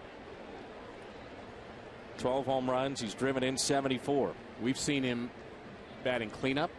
We've seen him hit third. We've seen him hit second. And in the leadoff spot all this year. And you know, in a way, you'd say he fits in all 4 of those spots. He's that complete a player.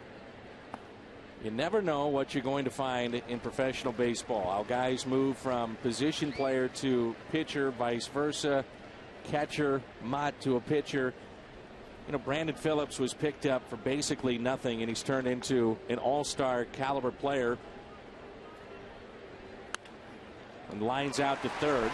The Cardinals, as Mott has turned into a terrific reliever. What a second half he has had. But the Cardinals, I was telling Al this on Friday night, when Salas and Sanchez went down, John Vooch, the farm director, said that they sent out an email to all the teams and said, we're looking for some relief help at AAA. If you got somebody, let us know. So it was cash considerations to pick up what now is the closer at Memphis, who had over 30 saves and is back on the radar of being a guy that they're looking at in the minor leagues that could make it here.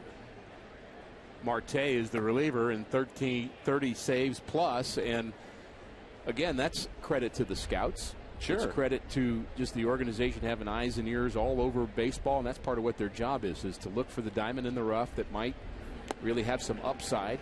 You mentioned Brandon Phillips. I believe it was the Indians that he came up with as a minor league player, and they knew he was a decent player, but he's turned into a whole lot more than that. Gold Glover at second base, and anytime you can get a closer to go out and get 30 saves at the AAA level, you've got a prize pickup. Cardinals in their system really liked what they saw from Zach Cox this year. He was the minor league player of the month this last month. Third baseman that was drafted first by the Cardinals 2 years ago. Colton Wong really had a good year. They love the fact that he signed right away and got professional baseball under his belt, being a college player. Clock is ticking a bit.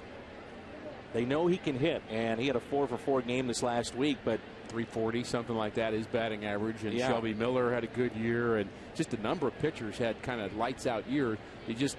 There's a gap issue, though, that the Cardinals are going to have to deal with. A lot more of their talent, to me, is 2 years away than 1 year away. And so the big temptation next year for the Cardinals is how quickly do we rush some of those players to the big leagues, and that's something that John Vooch and really the entire minor league organization is going to have to grapple with. And the number one guy on that list, Shelby Miller. Now, right. Assuming that Carpenter comes back, you have all 5 starters under contract currently speaking, depending on what may happen in the offseason. On the outside corner, strikeout of Renteria. But to finish the point, Miller's a guy that maybe they're looking at the end of next year, second half, something like that, unless they just starts blowing people away in spring training. But even then, I think they want to give him a little bit more seasoning down in the minor leagues. And like you said, 2 years from now, he's probably in your rotation. You would think. That's the idea. It's interesting. I heard Tony La Russa speaking recently about the lessons that you learn, and think about Jason Mott in particular is a guy that has really maybe matured this season more in one season, really in the last 2 months, than he has in his whole career. And hasn't pitched very long, but he's learning how to adjust, how to get outs quickly, how to use a secondary pitch. He's learning all these things in rapid succession, learning how to fail, learning how to then come back and succeed later. And that's the kind of thing you want Shelby Miller to learn before he's ready for here.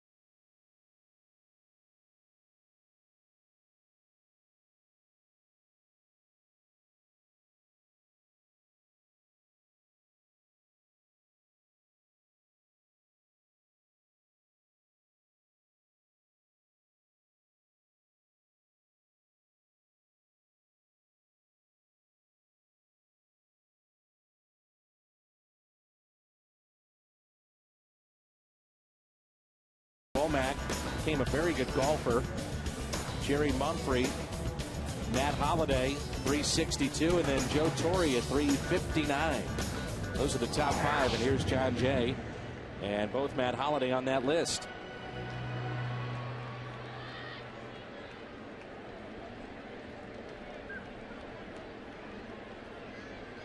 Jay with a home run, and he'll add to it. There's a base hit into center. 406 on the rise. Now, some players just feel comfortable against certain pitchers and against certain teams, and kind of a twofer for John Jay against the Reds and Bronson Arroyo. He just lines that one right back up the box, very confidently approached that at bat, and really we see that a lot out of John Jay. I think he's pretty confident for a young player. Not brash, but confident. And you wonder if he put a little extra pressure on himself after the trade of Rasmus, knowing that he would see the bulk of the playing time in center. But what's interesting about that is that he had the most appearances on the team. Very surprising, isn't it? So even when Colby was here, they were finding ways to get him in ball games. Rasmus, if you're wondering, is on the disabled list. Out with a wrist injury. Pujols hits it down the left field line and foul. Colby struggling a bit before that injury, batting average 213, 215, somewhere in that territory, and really not getting on track. I think he's going to end up having a good career, and maybe it's at Toronto, maybe not. Maybe it'll be another stop down the road, but you know, Colby's just too talented not to be able to put up numbers. But the pitching that the Cardinals got back from that deal has been overall very good. When you look at what Zepchinski has done, and Jackson, and also Dotel, the three of them combined, their ERAs around 3, and they've, I think, righted the ship in terms of the Cardinals' bullpen problems. And it may be the story of the Cardinals this year not reacting soon enough to fixing their bullpen. That may be the real story of this team. I would say this. I think them sticking as long as they did with Franklin might be the story. And that's part of it. The June-July problems that they had. Pujols out in front and pops it up. Phillips on the outfield grass. Snaps at it. Ricky Henderson style. Yeah, we love to see that, don't we? Until he drops one. Right. Ice Mountain Autograph Day is Wednesday. Cardinals and Brewers meet your favorite players and alumni. And that is the final Ice Mountain Autograph night of the season. That's Wednesday. And there are $10 pavilion level seats available for Wednesday night's ball game. I was there when Bob Forsch met Andy Van Slyke at the top of the dugout after Andy did that once in Chicago, and he told him, you know, you can do that all you want, just don't drop it or don't come back to this dugout. And he was serious. And he did eventually drop one, and correct? He did eventually drop one. And was Bob there waiting for him then? Bob had a few things to say for him. And of course, he sprinkled it with a little grace. Bob is actually a minor league coach with the Cincinnati Reds. Still love to see him back in a Cardinal uniform someday. Lead at first by John Jay.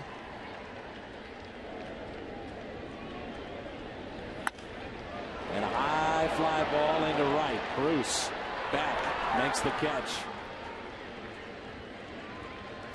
That is interesting. We talk, and rightfully so, about Brock, Gibson, Ozzie, Red, Whitey, all the great Hall of Famers, but Bob Gibson had one heck of a career here in St. Louis. Or Bob Forsch, excuse me.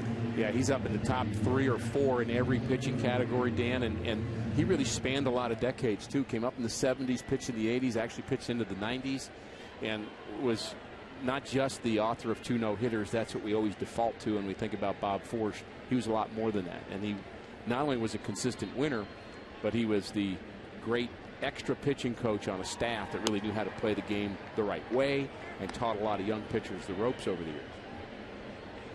Here is Berkman, who twice has flied out to right. Oh for 2.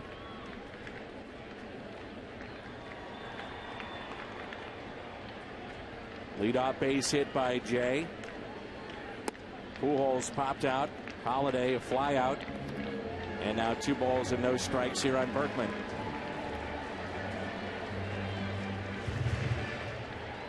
Fairly deep for Berkman, who's sitting on 30 home runs. Go pitch here, 2-0.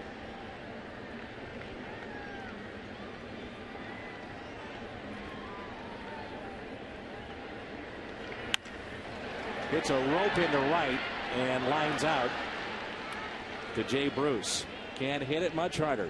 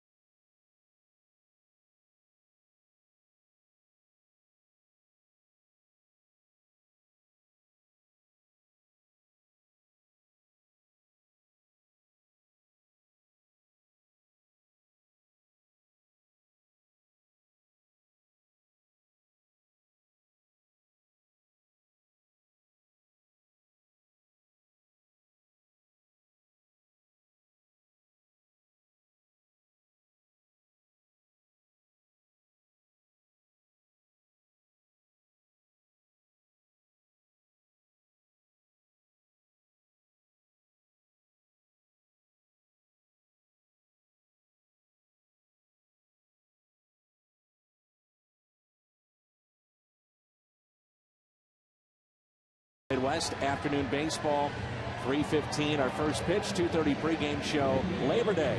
Budweiser, what's on tap? 2-2 game as we move to the 6th inning. Cardinals have hit the Reds 8-5 in this ball game.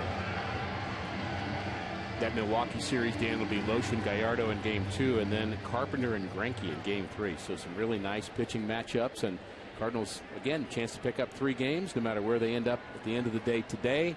And again, not getting much help from Houston. Seems like the Cardinals have had a little luck in missing Greinke this year. Right. We've seen him one time, maybe. That sounds right. And I don't believe he pitched that well against us. A little surprised the Cardinals handled Gallardo so well. Very much so. The Texas put a 10 spot up on the Red Sox on Friday night. What are they doing today? 9-0 in this game today, bottom of the 6th. Sean Markham is pitching for Milwaukee today, and he's got a 1-hitter going against Houston.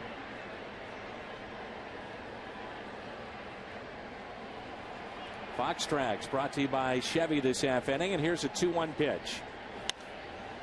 Bruce hits a fly ball into right. Backing up. Still Berkman on the track to make the catch. That's gone at the Great American Ballpark. Well, Bruce just missed a home run in the 3rd inning. Very similar swing. He just got under it. That's 2 times he skied out to right field. Berkman, on the other hand, is hitting the ball too much on the line. And between the 2 of them, probably 4 home runs could have been hit here today if they were maybe a 64th of an inch different on the baseball. Yonder Alonso. That's not really scientific. That's 64th. That's just a guess, Dan. It's probably just about right. Slicing into the corner, Holiday over and out of room. It's a foul ball. I know we've talked a lot about it, but dangerous with these new ballparks. There's just no foul territory down the line. The Cardinals actually have one of the bigger areas down the left and right field lines until you get to that point where you see the ball gentleman, not the ball boy. Ball gentleman, that's right. Much more politically correct. You saw what happened to Alan Craig in Houston. And the ball hit the right field. 1 ball, 1 strike. And the purpose, of course, I think baseball is trying to get the fans as close to the game as you can get them in the new ballparks, which I think is a good thing, but it's making pitching a lot harder. That's one factor. The other thing is, too, more seats in the ballpark. You know, you see the renovations, and even of the older ballparks, Dodger Stadium comes to mind, and they have added seats, but they've added them by going closer to the playing field. In some cases, you're locked in, and that's the only choice. And of course, you like to get the premium seats if you can. That's is part of the equation, but you're going to take away some of the pitcher's ability to get foul pop-ups and going to make hitting a little bit easier. Here's a 3-1 pitch. Popped up, left side. Descalso over and out of room. That's an out at the old Dodger Stadium. Yes, it is.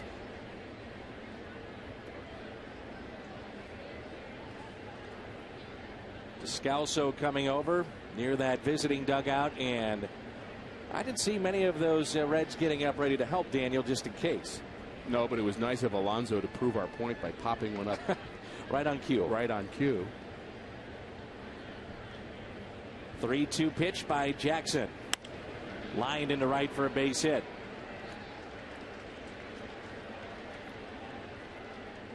So Yonder Alonso on for the first time. 1 for 3. Brings in Stubbs, who's 1 for 2.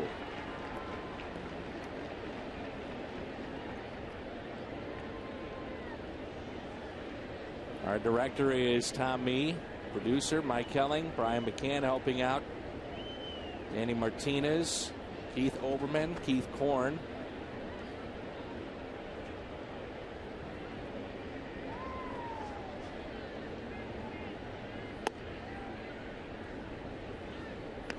The little white ring that he was kind of dangling from his mouth is a thumb guard that he uses over his thumb to hit with. And Tommy Herr's the first person I ever saw use one of those. And the idea is to take some of the shock from getting jammed or hitting the ball off the end of the bat. Cold day at Wrigley. That'd be perfect. You bet. Here's a 1-0 pitch to Stubbs.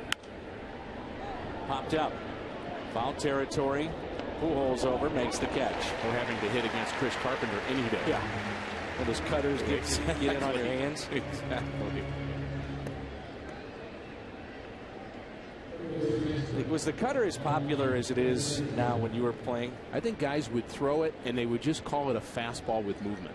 I mean, really, you know, the slider's got a bigger break and it's got a downward break. I know that there were pitchers that threw it in the 80s, but they would just try to throw a fastball with movement to the right, movement to the left. Just didn't have a name.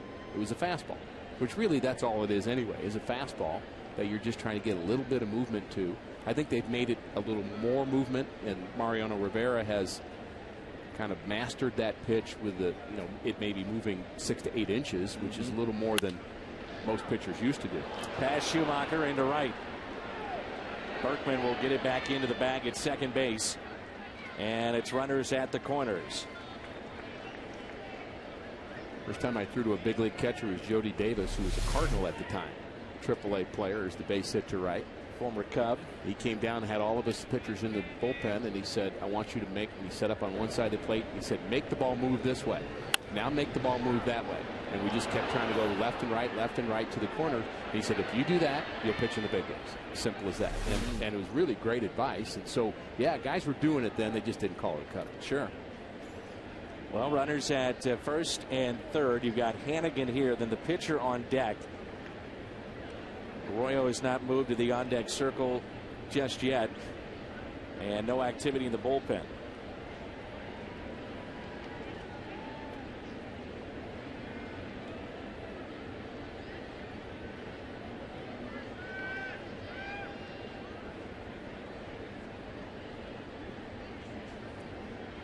Hannigan on base twice with a walk and also a single. Lines it into right. Berkman over. He was playing very shallow and he makes the catch. Schumacher, Laird, Descalso coming up. Red Strand 2.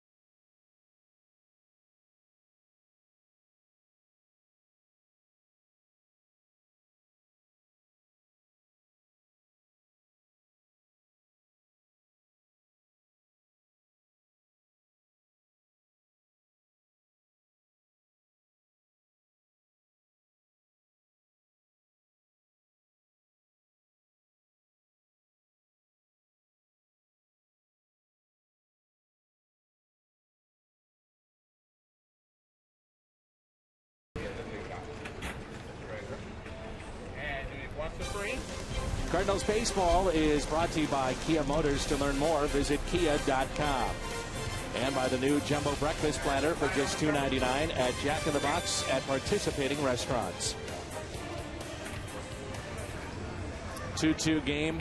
Bottom of the 6th rolls in here at Busch Stadium. Carsoup.com. Email the booth. What type of game would you prefer to announce? Pitching duels or high scoring? Jackie from St. Louis. I'll let you answer that first. I've always been in favor, whether as a fan or announcing, which is both, but if I'm up here or even in the seats, I love watching a well-pitched ball game. Yeah, I do too. I think there's something about the game, the pace of it, the strategy of it comes more into play. It doesn't feel like an American League home run derby game. It feels like a, when do we bunt? Do we hit and run? Do we steal? All those things become more important in a 2-1 game. And we saw a lot of those in the 70s going way back, but those were pretty exciting baseball games to me. I think baseball, and I'm sure you would agree, they need to do something with the pace of play. They're going to lose way too many young fans if the game doesn't try to speed up some way to keep the interest of young fans, generations of fans. And I don't think it's a 50% change. I think it's a 10% change. I think you've got to find a way to make it a little bit crisper. And I don't know what the average game is, 3 hours plus by now probably, but if it was a little bit of a shorter game, I think the attentions there would be better, whether you're watching it on TV or here at the ballpark. But I think you get to really think through the strategy a little bit better, and you start to see how the game is played more crisply. I think especially for the young generation, I mean, they're just, again, not going to have the attention span for a really slow game, but that's a little bit of what baseball is all about, too. I agree. So don't lose it completely. Right. Don't put a clock on. But I think in between pitches, they've got to look at somehow speeding up the game. They tried to do that. We noticed, Dan, on our door coming into our booth here is the list of the speed up rules. Now, what they're doing on our door here in the booth, I don't know because we can't influence it, but it includes having the extra bat for the hitter if he breaks his bat. It includes the supposed 20-second rule that a pitcher has to get rid of the pitch every 20 seconds, which I don't think is followed very often. But there's probably some bigger changes that need to take place. I would say the number one thing that needs to change and take place is that you've got to get with Major League Baseball umpires and say, call the strike zone. Well, that's part of it. Mike Shannon has an idea that catchers can't go out to the mound 10 times a game. I agree with that. I'm with him. There's some teams that will use that as kind of a secondary coach visit to get people warmed in the bullpen. 2 balls, 2 strikes.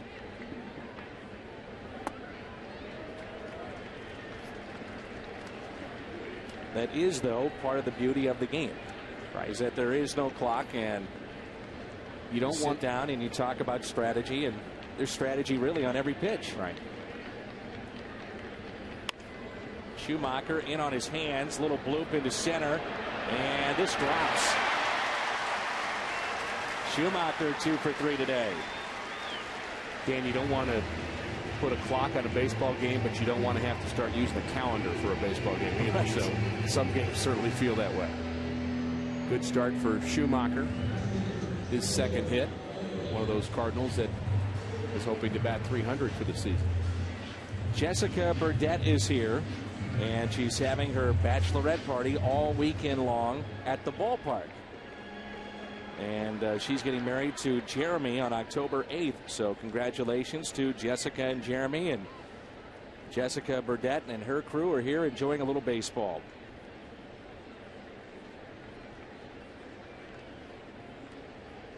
Nobody out. Check on Schumacher.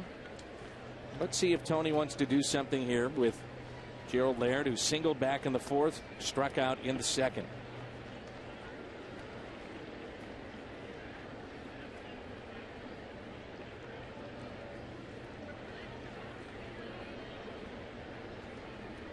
You have Descalso on deck, who has owned Bronson Arroyo 7 for 11.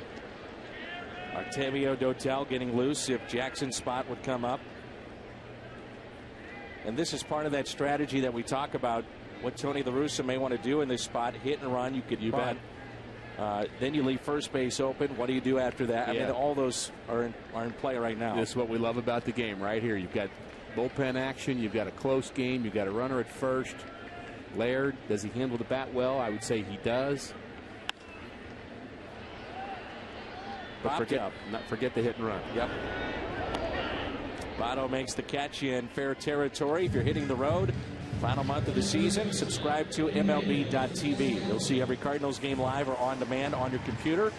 And favorite devices, Cardinals.com to order, MLB.tv. Baseball is everywhere.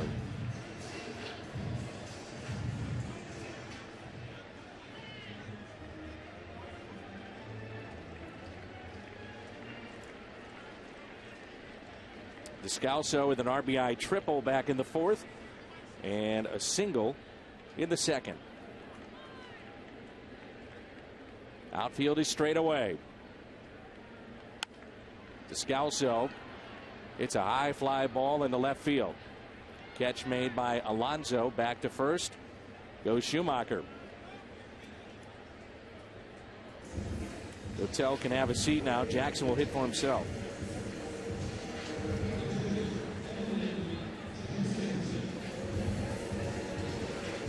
I've always thought, Dan, that baseball should take a game from the 1970s and put it on a TV right next to a game from 2011 and just chart what is different about it. And somebody with an eye for that and somebody with the patience to watch both games for 2 or 3 hours, I think they could draw some pretty good conclusions from that. Jackson, a swing and foul back. Just about every game is on television now, and with that you have extended commercial breaks. That's part of the deal too. Partly our fault. There were times when the game's not on TV, Dan, the pitcher would go out, throw 2 warm-ups and say he's ready. Sure. You can blame me. I'd be happy to take the blame as long as I can keep my job. It's all good. You know? Well, we want to take some of the blame, Dan, but not too much of it. Right.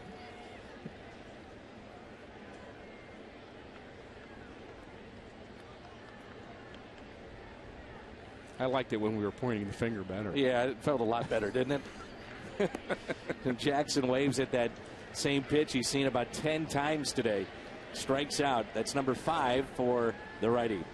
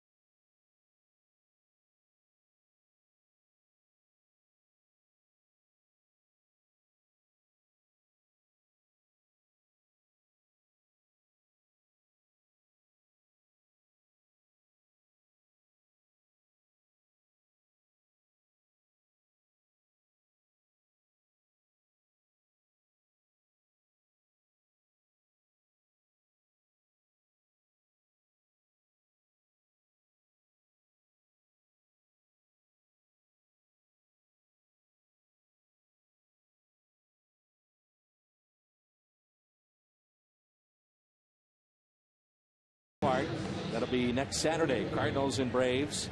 Special ticket includes a pregame pampering, Cardinals Red Boa, plus more. You get a dessert too. For details, visit Cardinals.com/Girls Night Out. And apparently Rick will make a special appearance.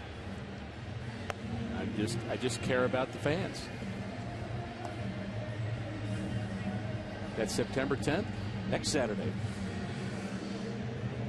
Girls Night Out. I see that. Special pregame area, and Rick will make a visit, so don't want to miss it.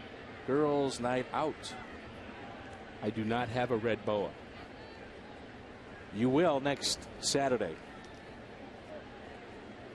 Girls' night out.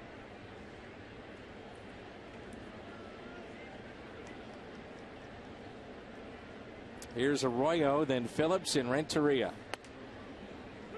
Girls' night out next Saturday. Is that what that is? Next Saturday. I've been corrected, by the way, by Andy Van Slyke, who texted me between innings and said that he did not snatch the ball like Brandon Phillips did. He just one-handed it and dropped it. So apologies to the great center fielder Andy Van Slyke, who is watching our telecast today. Here's the 0-2 pitch. Strikeout for Jackson. That's number 6. How was this game 2-2? I'm with you. It doesn't have that feel, but yet now you're starting to see that feel of a pitcher's duel to an extent, as Phillips will dig in, the leadoff man. Paula and Julie are here celebrating an early girls' day out. They say it will be a girls' night out. That's Paula and Julie.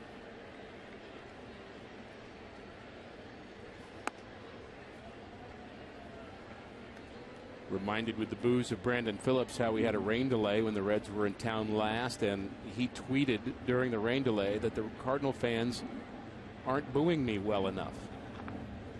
And I think that got out a little bit, so I think the Cardinal fans trying to up their intensity of the boo. It's fouled back, 1 ball, 1 strike.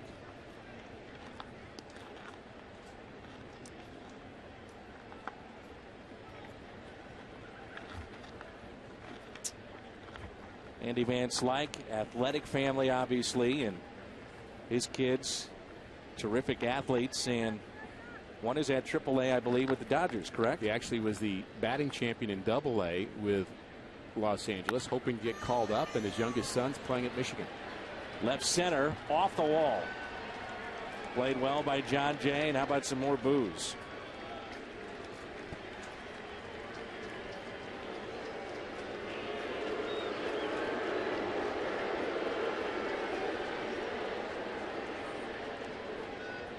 Never too young to boo.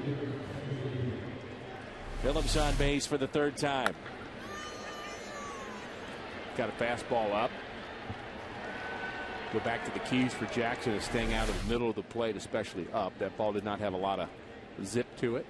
But he's a guy that can keep his velocity throughout his start. Pretty impressive physical specimen. Jackson has a great arm. Pitch number 105. No activity right now in the Cardinal bullpen. None for the Reds. Renteria with a 2-run homer in the 1st. Struck out swinging in the 2nd. Called out on strikes in the 5th. The only activity in the Reds bullpen is to try to figure out where to sit. There's 12 guys out there. With all of their September call-ups, a number of them were pitchers. So they currently have 4 left-handers and 8 right-handers in the bullpen, including Edinson Volquez. Crowded place. Even the fans are getting booed right now if they don't make a catch on a foul ball. That's a full house. 1 ball, 1 strike on Renteria. That pitch right there, he has not agreed with our home plate umpire, C.B. Buckner, and that was the pitch that he was called out on strikes back in the 5th inning. Fox Track did have it as a strike, however.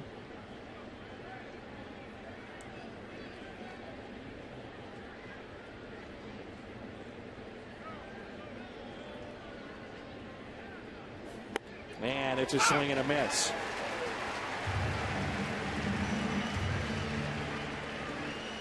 So 2 outs, runner at 2nd. And for no apparent reason, we just want to show you Tom Pagnozzi. 44 home runs in his career. 3 Gold Gloves. And this is our Trucks attempt to make sure that Tom Pagnozzi's name is said at least 5 times on every telecast. Zubchinski has been getting loose in the bullpen, the lefty, And you wonder if this is just a stall to let him get loose to face Joey Votto. Pags must be in town, and they must be going out with him and hoping that Pags yet again will pick up the tab. I think you have that one pegged.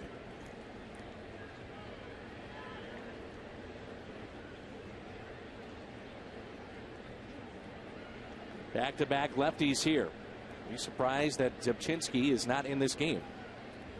No, I think at this point Edwin Jackson's deserved a chance to win this game, so I say let him go 7. I'm okay with it. I think you can overplay the lefty-righty thing sometimes, and I think this would be the case where, you know, he's earned the right. And, you know, Tony's favorite thing to say, which is kind of a little bit sheepish the way he says it when you watch the game. But what he's saying is, you know, does Jackson still have his velocity? Does he still look sharp? And I would say he still appears to be throwing the ball well. Look at that. He's challenged him back-to-back fastballs. First one at 96, that at 97. Yeah, and that's what we're talking about. You can see that at the, you know, in the dugout. You can tell when a pitcher's tired. Ball's just not jumping out of his hand the same way. Maybe you see it in his body physically that he's just not finishing his pitches. But again, Jackson, a workhorse. And I don't think he's tired yet. Here's the 0-2 pitch. Big Cardinal fans, Earl and Rita Wims. Very important to get those two folks in here in our telecast. Big Cardinal fans and watching. They have not missed a telecast ever on Fox Sports Midwest, and that's Earl and Rita Wims. Thanks for your support. The check swing, 2-2. I can't even say that. Pitch count at 112 now for Edwin Jackson. I missed a couple I was actually doing. Been there, done that. But these folks have seen every telecast. Every telecast, so we want to make sure and say thank you. The 2-2 pitch. Here it comes. On the outside corner, it's a strikeout for Jackson. Strikes out this side.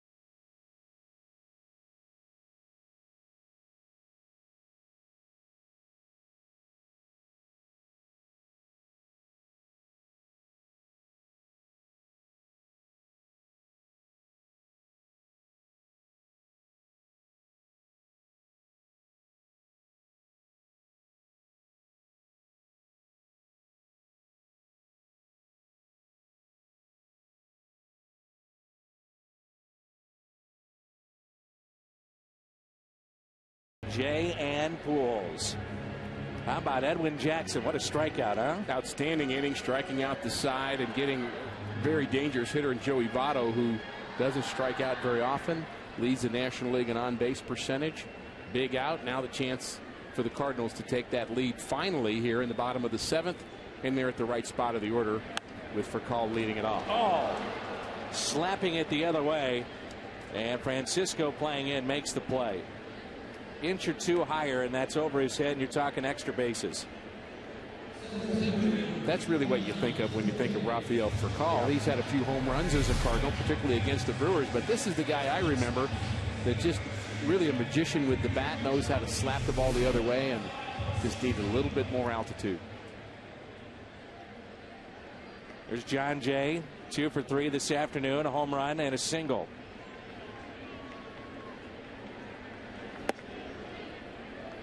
His home run was to right.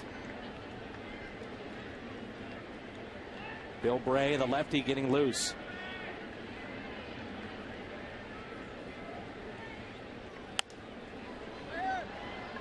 Popped up. 2 away.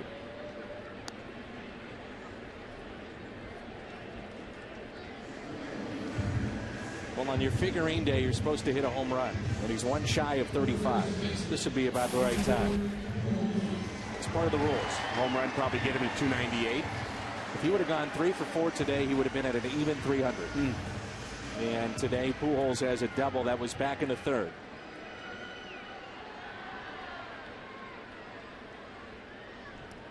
Two outs, nobody on. Already leads the National League in home runs with 34. And the 0-1 pitch. That pitch right there, he gets a lot of hitters to chase. That's the nibbling. Tries to tease you a little bit. It's in the strike zone, then it's not.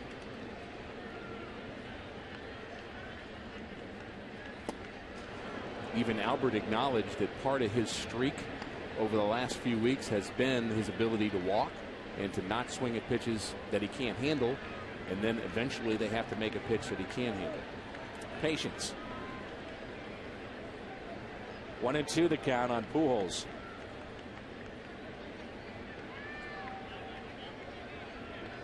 Two outs, nobody on. A 2-2 game here in the Cardinals half of the 7th. Albert is sitting on 34.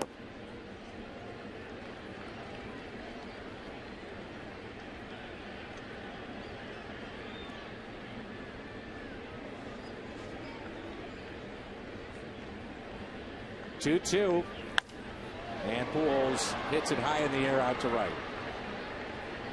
Bruce. Cardinals go in order. Bruce leads it off when we come back.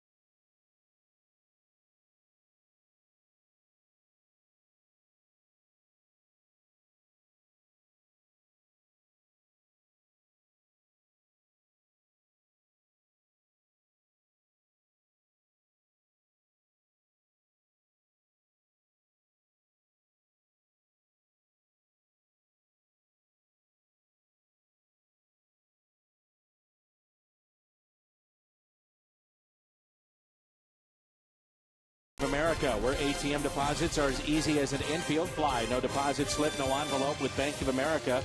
Member FDIC. And by AT&T. Cool afternoon, 70 degrees here in St. Louis. Edwin Jackson, 7 innings, 2 runs, 8 hits, walked 2, struck out 8, none bigger than Votto. struck him out with the go-ahead run in scoring position, gave up a home run, 113 pitches, and he'll give way to Mark Zepchinski, our Chevy, called to the pen. Yeah, the lefty's done a nice job out of the bullpen since the trade. 2.13 earned run average. He's had a couple of games where he's come in as a situational specialist and walked a left-handed batter, but overall his body of work has been good, and really a shame for Edwin Jackson, who is trying today to even his career mark at 60-60 with a win today, but he can no longer be the pitcher of record. It's Bruce, Alonso, and Stubbs. Jay Bruce is 0 for 3. Dotel is up and throwing for the second time, so you would think if he gets him up the second time, Ricky's bringing him in to face Stubbs. 3 out of the next 4 batters are left-handed. So you might leave him in to the 8th spot, which is Ryan Hannigan. All right-handers on the bench for Cincinnati.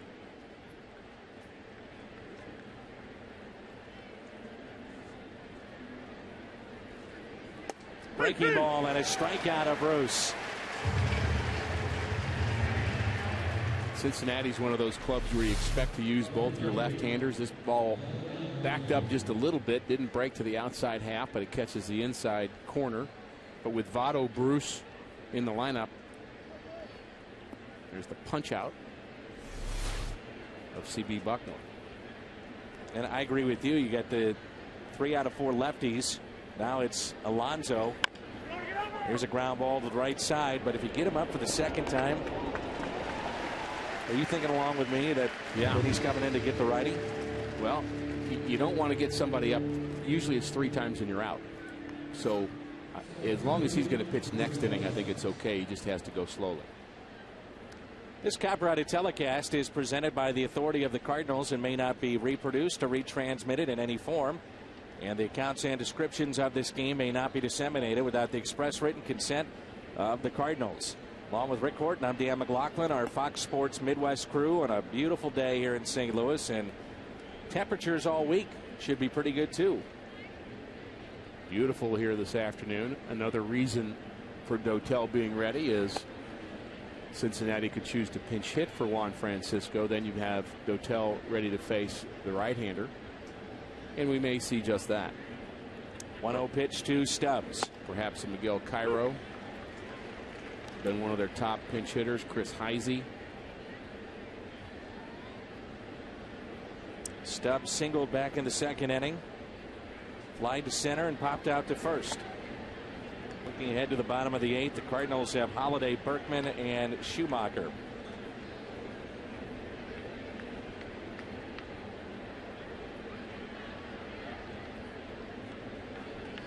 Edwin Jackson, 7 innings today.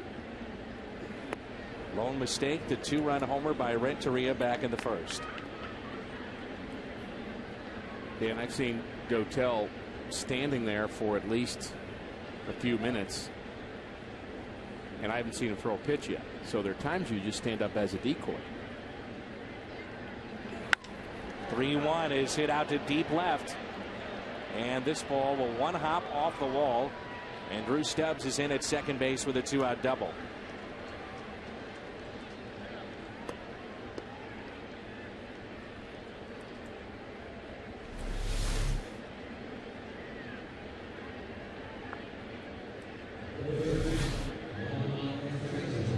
Again, a close game. These kind of decisions become very important, very interesting as we talk about what's going through the manager's mind here. They're going to choose to let the left-hander bat against Zepchinski.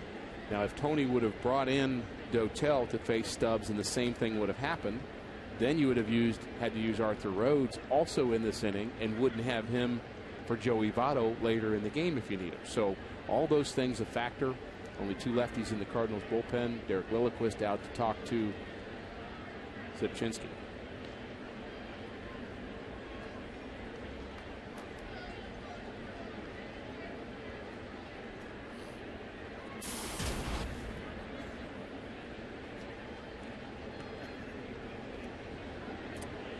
Well, here is the matchup the other night. Francisco got to Zepchinski with a 2-run homer. That wound up being the difference.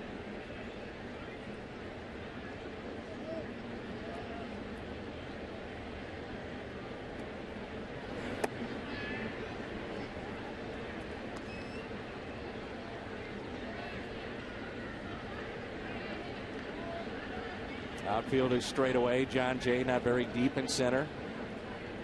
Great speed at second base in Stubbs. 1-0 pitch. We were talking earlier, Dan, about things to speed up the game. It would have been unheard of in the 70s to have a 3-2 game where you use 9 pitchers. But we may have that here this afternoon. Yes.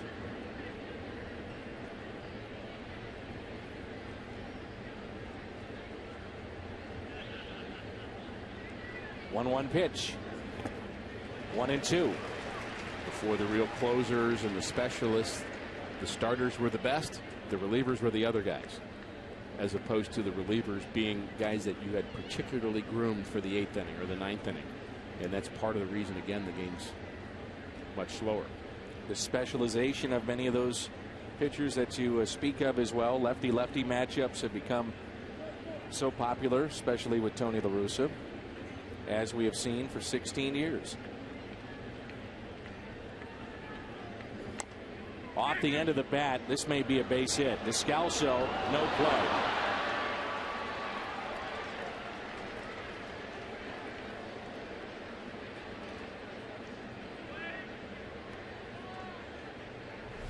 Zepchinski a little mad at himself. He's got no chance here anyway. He's better off getting out of the way. If anybody has a chance to make a play, it's Descalso coming in. So Zepchinski really does nothing there except getting away.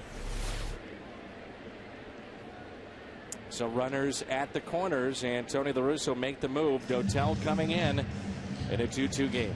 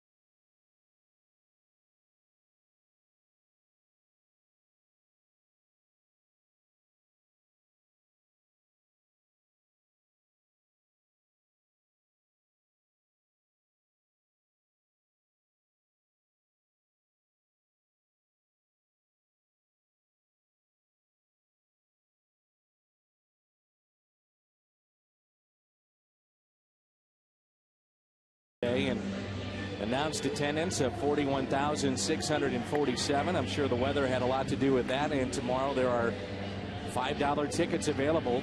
Milwaukee in town, one of the biggest series of the year remaining. So $5 seats tomorrow. Very nice crowd. Weather's been perfect, and as you mentioned, Dan, should be perfect the rest of the week. So a few more chances to come out and support the 2011 St. Louis Cardinals. And it's always a good experience out here at the ballpark. We travel around baseball, and this is such a unique venue, beautiful view of downtown St. Louis, and the product is always good. We've had our moments this year. The product has not been what we'd hope it would be, but always competitive. Dotel has been somewhat of a strikeout pitcher since joining the Cardinals. 21 strikeouts in his 15 innings as a Redbird, and could use one right here. We've seen that he still has very, very good stuff. 2-2 game. 2 runners on, 2 outs. Top of the 8th.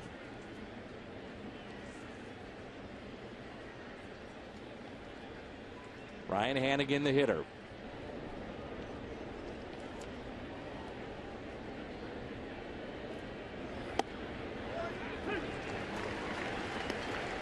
You look at certain pitchers as they near the end of their career and they survive on their brains and smoke and mirrors somewhat.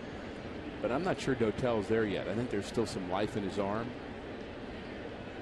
I'm not sure he has the durability to do it 2, 3, 4 days in a row, but there's still some life. Hernandez on deck, the 0-1. Talked about it before when we first saw him come up, Rick. He was nasty. Yes, he was. Nasty slider, threw hard, setup man, then eventually a closer. Very good career. He was setting up for Billy Wagner. I wasn't sure which pitcher was better. Became very much a 6 or 7 inning game against Houston. Popped up. Descalso over and out of room. Trying to avoid the third base coach in doing that too.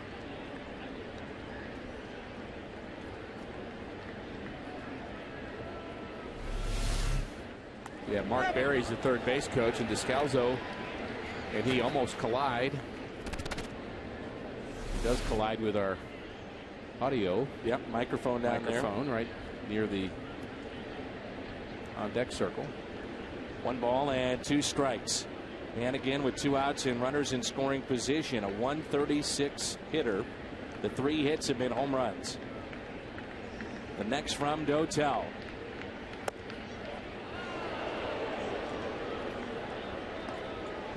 Inch and 3/4 low. How did he know that? Times today, that's been a strike. 2-2. Either a good eye by Hannigan or he knew he couldn't hit it anyway.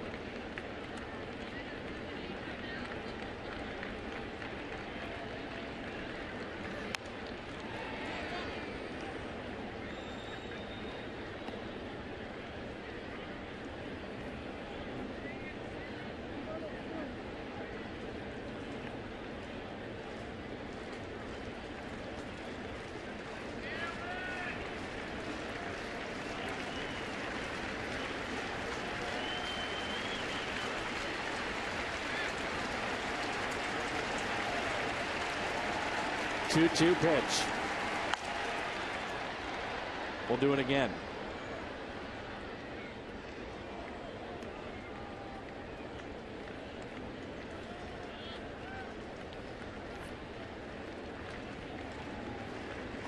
Luke, Connor, Casey, Lily, Danielle, Joy, Remy, Hannah, Mike Jr. and Mike all watching. Waiting. And seeing if Dotel can get this final out here in the top of the 8th.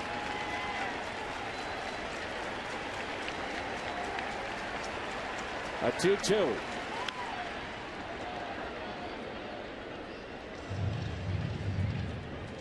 They're all watching in Mexico. Missouri, that is.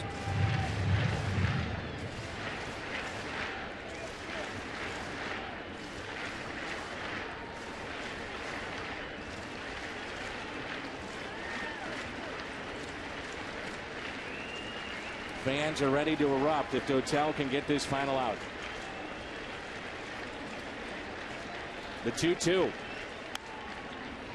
Good battle here.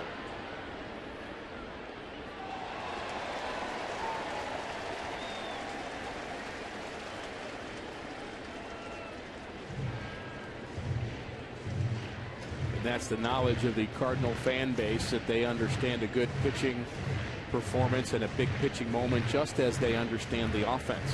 We could become so fantasy baseball oriented where all we really care about is runs, but this is an important part of this game. It's an important out and an important pitch for Octavio Dotel, and the fans here sense it and they're feeling it right along with him.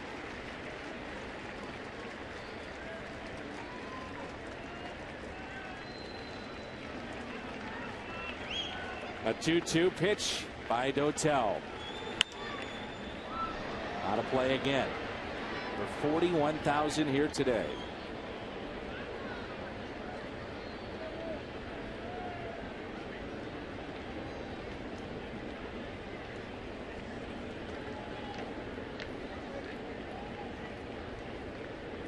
Want to make sure they get on the same page again.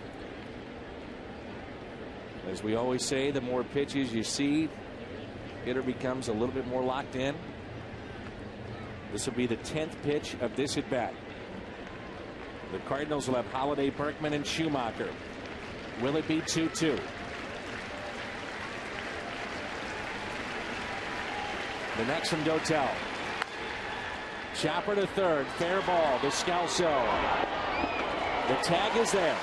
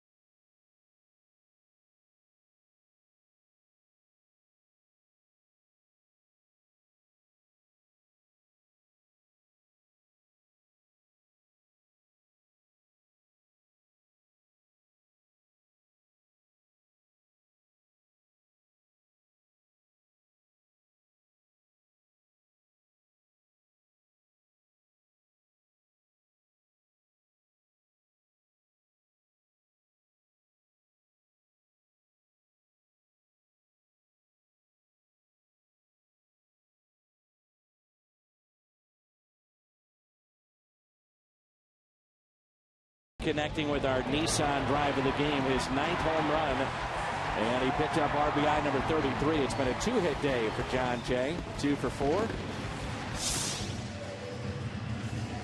Cincinnati has out-hit the Cardinals 10-9, but they've stranded 9 today.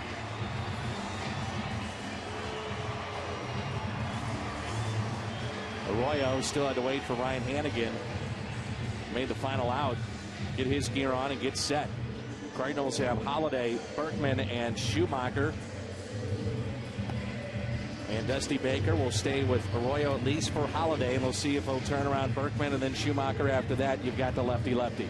Cardinals have hit that 1 home run off the bat of John Jay, but they've come close a few other times, most notably Lance Berkman. A couple of long fly balls for Pujols and Holiday as well. And Arroyo does give up the home run, 37 on the season. And maybe, just maybe, the Cardinals will finally get one here in the bottom of the 8th.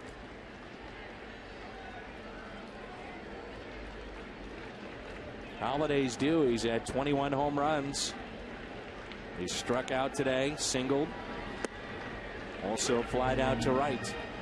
Former Cardinal Blake Hawksworth working in the bottom of the 9th inning, trying to send the Braves and the Dodgers to extra innings in a game that has a lot of meaning to the Cardinals. Talking about the wild card with Atlanta. And if the Cardinals would win today, Atlanta loses. They're 6.5 games back in the wild card with 3 head-to-head with the Braves over the weekend. And Braves' schedule is fairly tough down the stretch. You never know. The 1-1. Off-speed pitch, popped up to the right side. Votto is over with room and makes the play.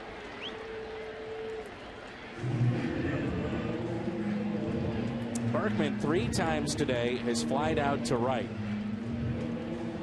His last time up was an absolute screamer. He also hit one to the top of the wall that was caught. You would have to think in the back of Dusty Baker's mind, You know, do I want to bring in my guy, Bill Bray, lefty, turn Berkman around, keep him in to face Schumacher? Arroyo's at 103. I think it's a great thought and a great question, and you also wonder what's going through the mind of Bronson Arroyo, because he knows he got away with a couple of pitches to Berkman, so he's going to try to be careful with him, I would assume. And there you go, base hit, opposite way.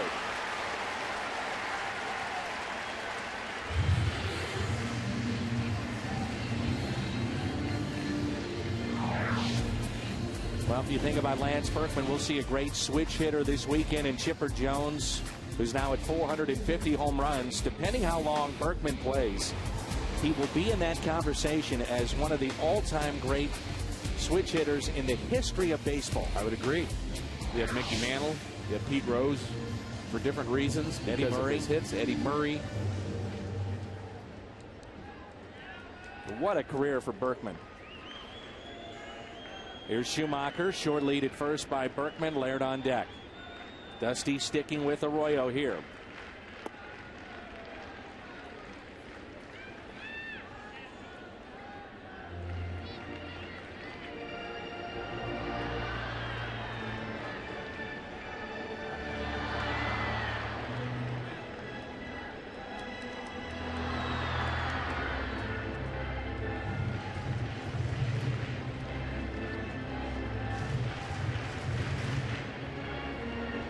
Corey Patterson will pinch run for Berkman here. You can see why you would do this in this spot to get the speed of Patterson. The risk that you run is that if you go into extra innings, that bat is done. Cardinals have faced that risk by putting a defensive outfielder in right field as well for Lance Berkman a couple of different times. Well, it's just a hunch.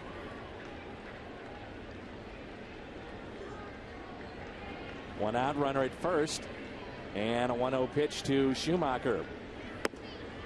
2 balls and no strikes. And Hannigan looked back at Arroyo.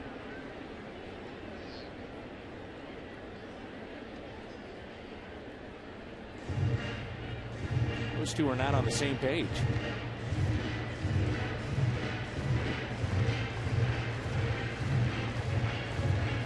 Odd since they've been working together for about 2.5 hours. And it looks in my MLB.com app as if the Braves have scored in the bottom of the 9th inning. No details yet. If that is true, the Braves have come from behind after trailing 3-0 to the Dodgers. The Braves had 3 runs in the 7th. And if my app is correct, they've scored a run in the bottom of the 9th to beat the Dodgers. 18 for 47 against this right-hander. Another check on Patterson. Hawksworth the loser, Kimbrel the winner. 4-3 Dodgers. 4-3 Atlanta, excuse me. Short lead at first by Patterson, not running, and the pitch is taken for a strike. Now you have 2-1. Good running count here. Absolutely. You bring in Patterson for that speed. Let's see if he wants to do some running. Had 13 stolen bases in the American League, and he is looking for his first Cardinal stolen base. Both he and Furcal have yet to have their first stolen base as a Cardinal.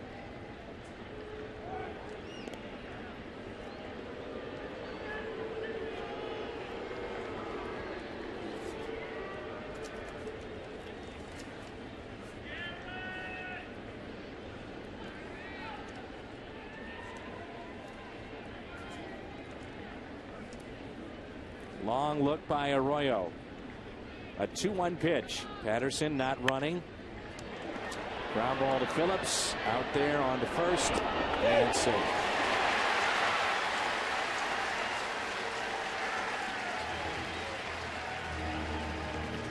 You wonder why the team hits into so many double plays. Well, not running is part of it. Yeah. Hannigan has thrown out just 27% of the base stealers. And, you know, Arroyo has the big leg kick. Now, he does also do a lot of slide steps, and Cardinals just barely avoiding the double play there.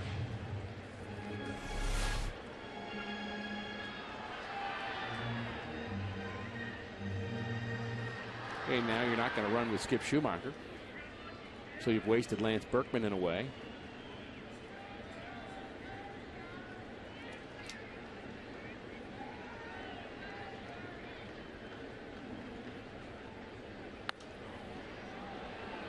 Popped up by Gerald Laird and out of play. You know, there's some situations where you might say it would have made more sense to wait to see if the Cardinals got the runner into scoring position, then you run for Lance Berkman.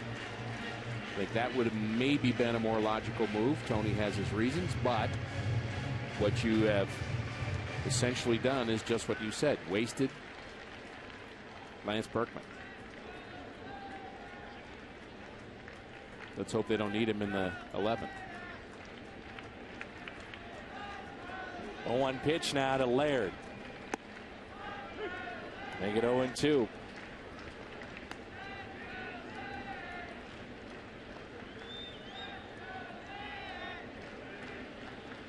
I'm betting Tony had that same hesitation because he did not pinch run for Berkman on the first pitch. He waited till it was already 1-0, and he Right. just, something about the situation tipped in his mind, and he said, I just don't want to wait any longer.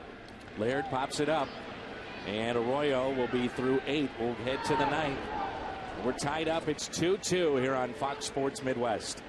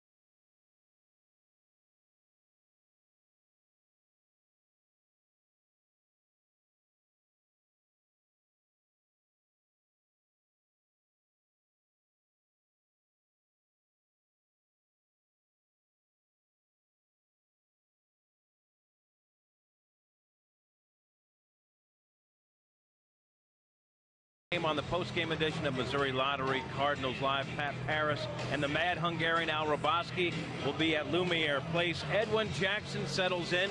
They'll break down his afternoon.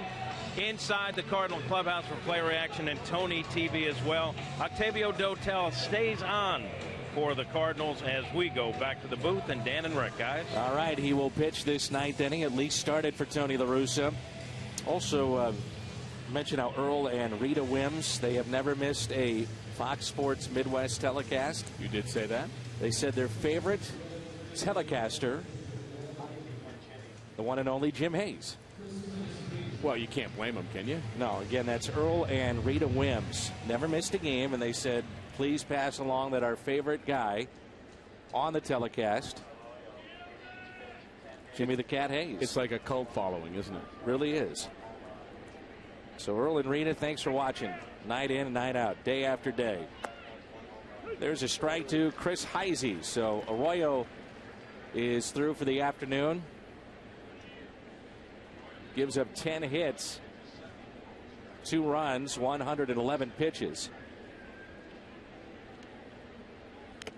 Strike 2 off the mask of Laird. There's Jim. He's got very nice seat. And you can see, look how hard he works. He's just mulling over the lineup card and what to do next. Got the furrowed brow. There he is.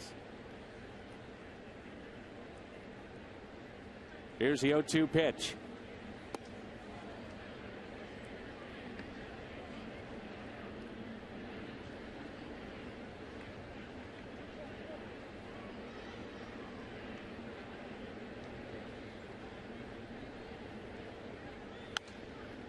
One and two again. Situationally, looking ahead in this top of the ninth inning, could find yourself with runner in scoring position, a couple of outs, and Joey Votto at the plate. So an interesting decision there to bring in Arthur Rhodes to face Votto and Bruce. Maybe Kyle McClellan, who does pretty well against left-handed batters, but right now no action in the Cardinal bullpen at all. Would it concern you that you're going and stretching out Dotel? He was up twice throwing in the bullpen. As you mentioned, it's been a long career.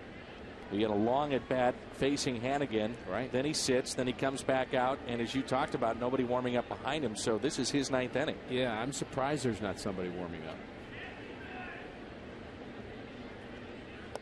Check swing on a slider and a strikeout. The Reds, team-wise today, have struck out 10 times, 8 of those against the starter, Jackson. Dotel's outing began on the 1st of September. That was on Thursday. Could not have been much better. He went 2 2/3 innings, gave up 1 hit and a walk, and struck out 5 in that game.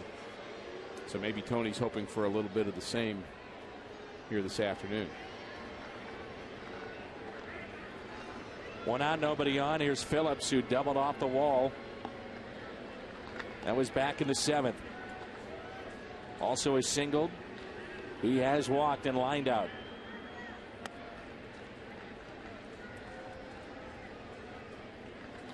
He's 1 for 4 with 3 strikeouts against Dotel.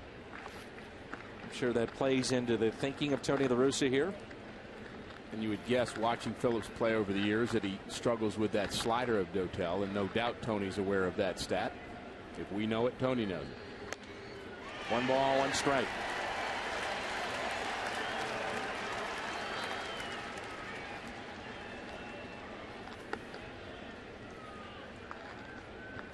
Renteria, if you're wondering, 3 for 27 against Dotel.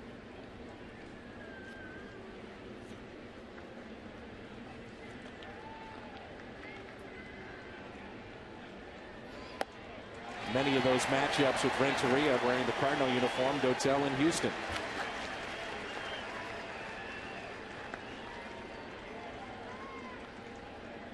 He's going to have to hit a slider here. Cordero getting loose.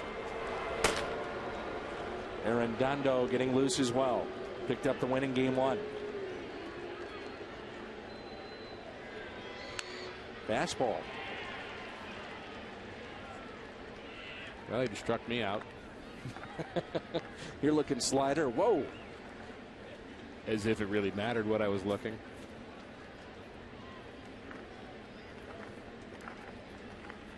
Well, you really shouldn't be guessing with 2 strikes anyway. The 2-strike approach is shorter swing. Always look for the fastball, adjust to the off-speed pitch. That's what 2-strike hitting is all about. 1-2 pitch. Is it a strike? They're going to say no. Trying to hold up his swing. I thought it was a foul ball at first. Laird missed it. Was not a foul ball. Went to the backstop, and they checked down with the first base umpire to see if it was a swing. Take a look here. This is location by a long shot.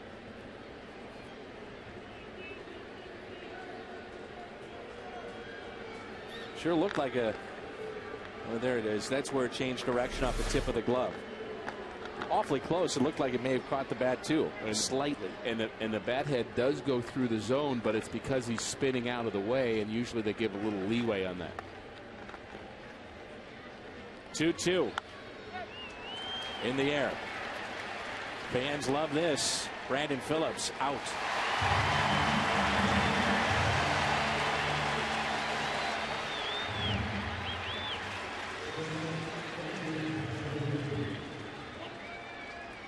So 2 down, and here's Renteria, who has a 2-run homer but has struck out 3 times after the 2-run shot back in the first.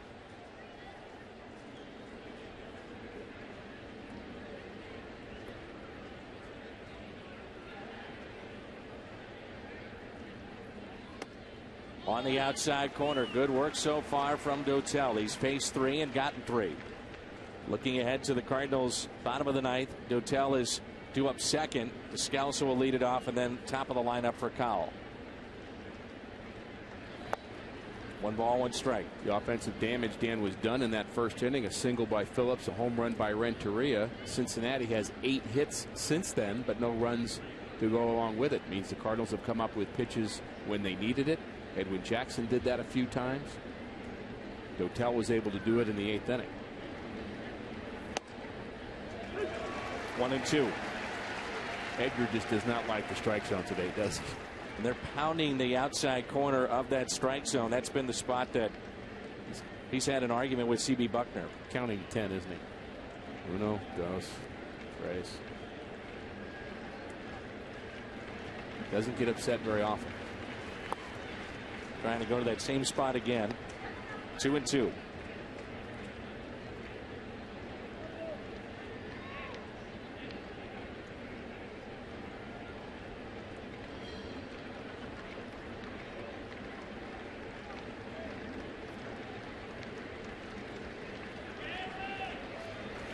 A slider, a broken bat, backing up to make the catch.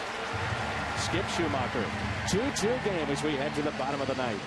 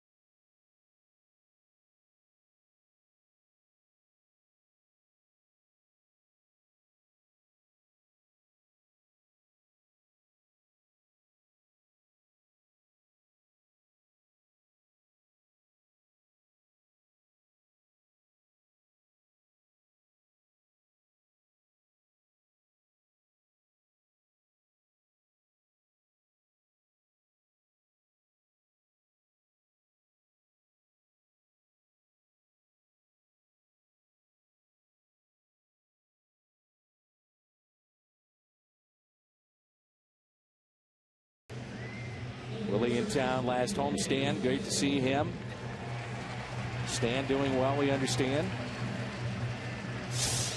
Jose Arredondo takes over, 43rd appearance of the year. A record of 4-4. He actually had some time in the big leagues in the American League with the Los Angeles Angels, and had an outstanding season in 2008. He was 10-2 with a 1.6 ERA. And at the time, he was Francisco de la Cruz. Now, there's a Frankie de la Cruz that pitches for Milwaukee. That's not the same guy. But this guy used to be Francisco de la Cruz, and he's changed his name. Jose Arredondo. Daniel Descalso will be the hitter, followed by the pitcher spot, and then for Cowell.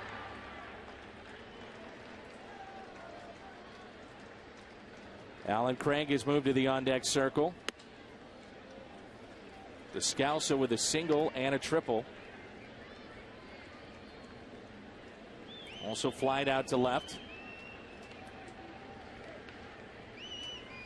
1-0 pitch. A lot of good at-bats from him.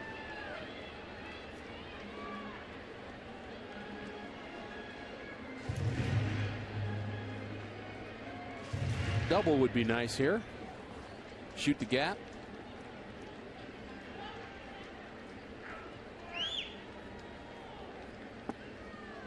Two balls, 1 strike.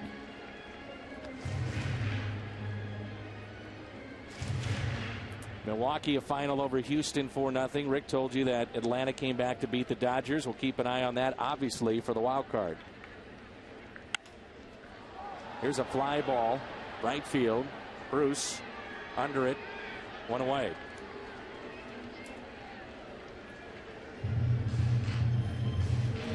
Good work by Octavio Dotel. 4 up, 4 down. And so Alan Craig will hit for Dotel.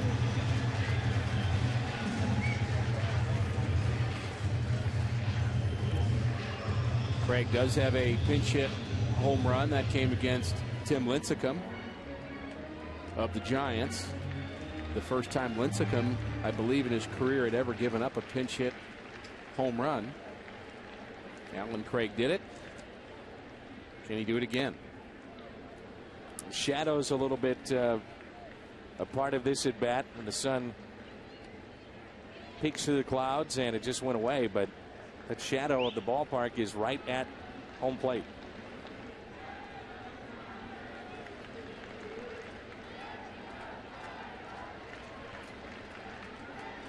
Oh, 1 pitch.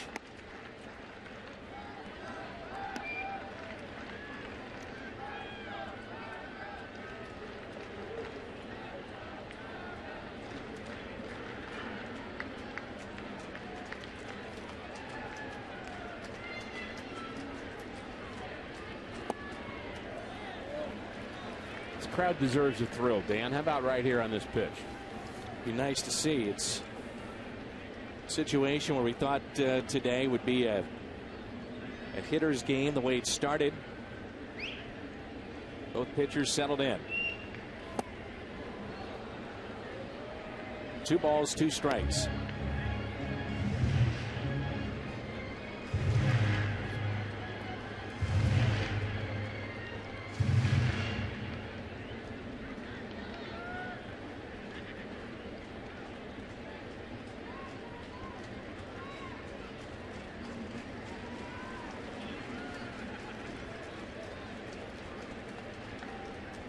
Two pitch. I'm not so sure about that.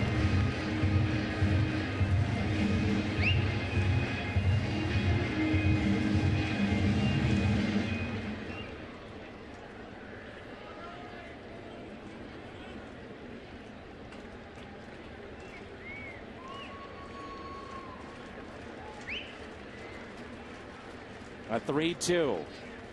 Craig, bouncer, base hit. Winning run is on.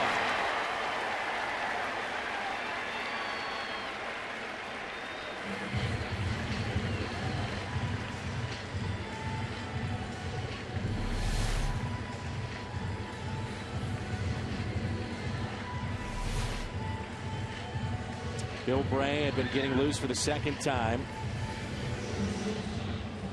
The lefty. Massett also throwing out there in their bullpen, and here's for Cowell. 0 for 4. Lined out. Twice he has flied out and grounded out.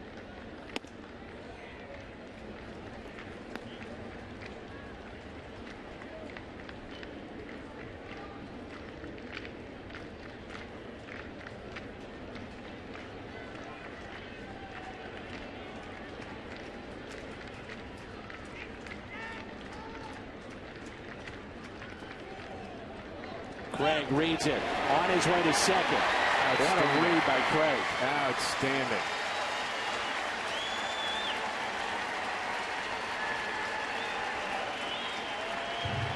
That's the Cardinal way.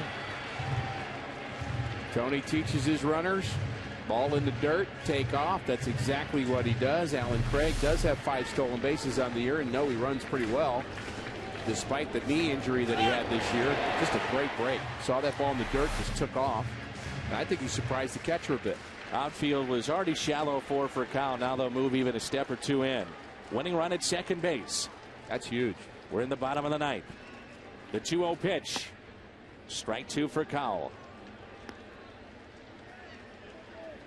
Dan, we mentioned plus arm in center, plus arm in right, minus arm in left.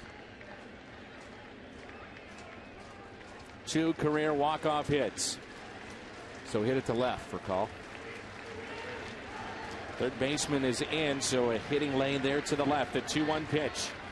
Furcal breaks his bat. This will be close at first. Got him by a couple of steps. Can John Jay be a hero?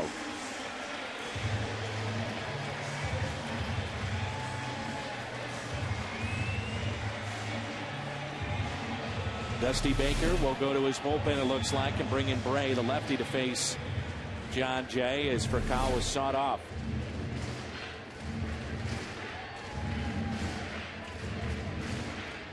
Bray coming in. Game on the line when we come back.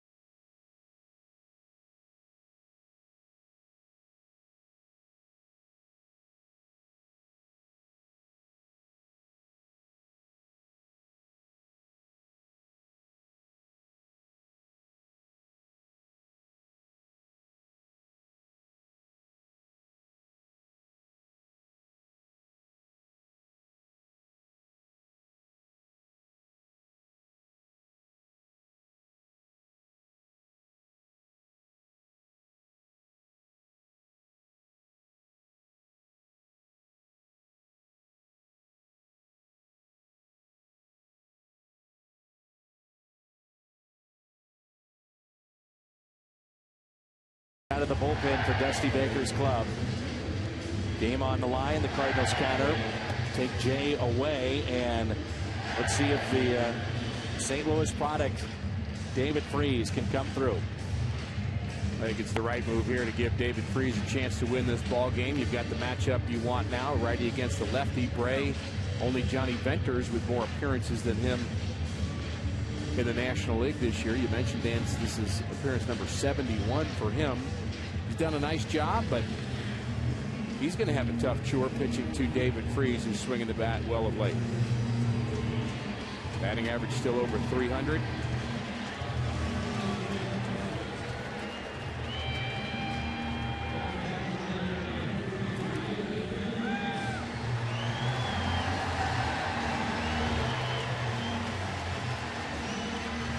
And Freese is 3 for 8 as a pinch hitter.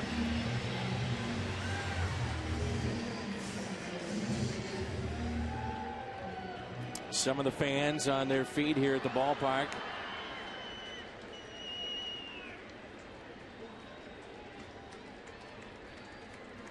Two outs, runner at third. Freese takes a ball in. Albert Pujols is on deck.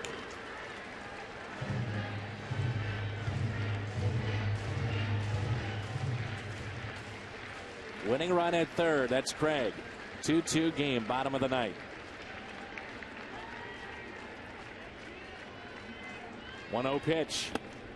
1 ball, 1 strike. Freese has never had a walk-off hit of any sort in the major leagues. Prefer a base hit for Freese here than a walk, but I'm just intrigued as to what Dusty Baker would do with Albert Pujols if Freese were to walk.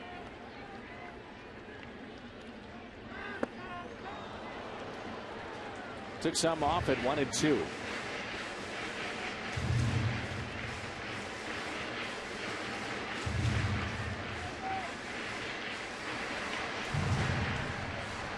He could send us home with a base hit.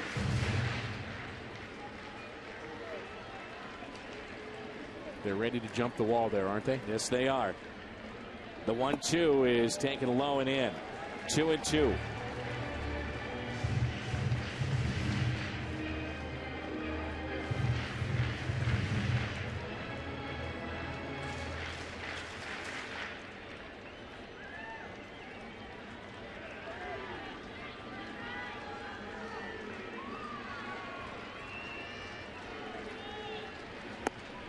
3-2.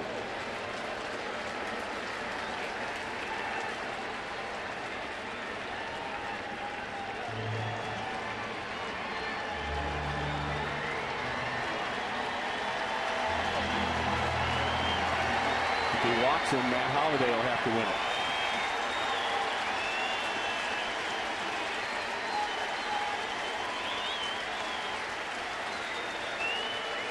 The 3-2 pitch to Freeze.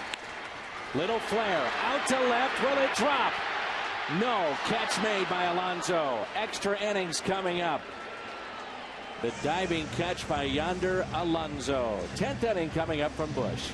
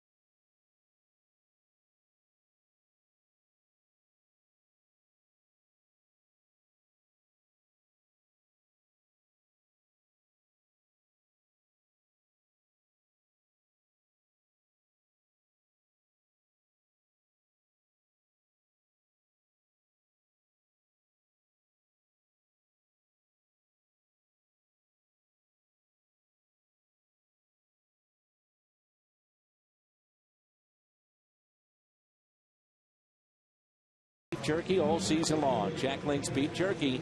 Feed your wild side.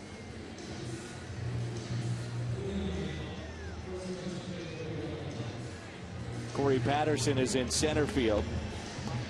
Fernando Salas is your new pitcher. So Salas is on to pitch this 10th inning.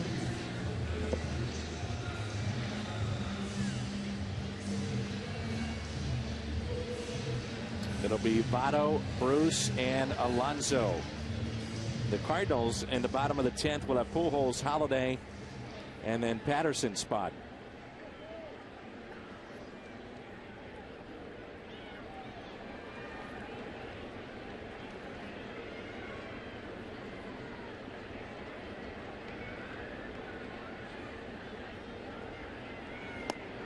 And a strike at the knees to Joey Votto.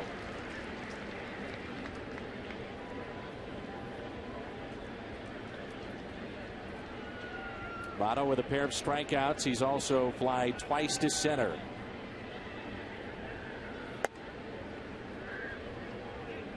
Albert Pujols the other day talking about Salas, how the team appreciates that more times than not he's throwing strikes and going right after hitters.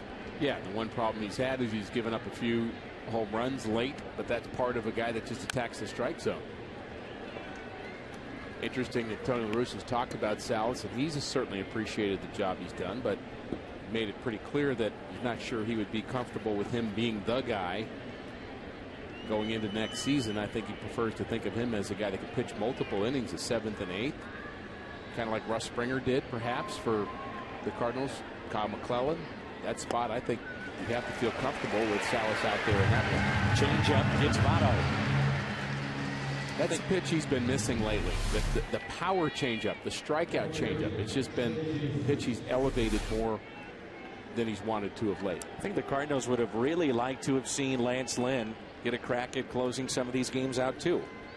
Now he's been put on the 60-day DL, so we won't see him the remainder of the year. Big spring training for him coming up. No doubt. And Eduardo Sanchez. And Michael Clado. And maybe even Shelby Miller. 1-0 pitch to Jay Bruce. Ground ball. Albert is there, and so is Salas. And I say Shelby Miller not to make the team out of spring training, but to make an impression.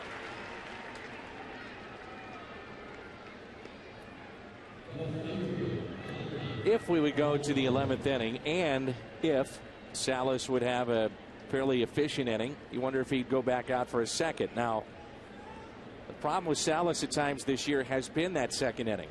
Even though if it's an efficient one, I'm sure Tony may be reluctant to bring him back out there for inning number 2. He pitched 2 innings the same day Dotel went 2 2/3. That was on Thursday. And he's had a few games like that. And you're right. He's had some times where the second inning has been a problem. But, you know, as Tony always says, it comes down to who's got the best chance of winning this game for us. Broken bat and a base hit by Alonso. His second hit of the afternoon, and brings in Stubbs.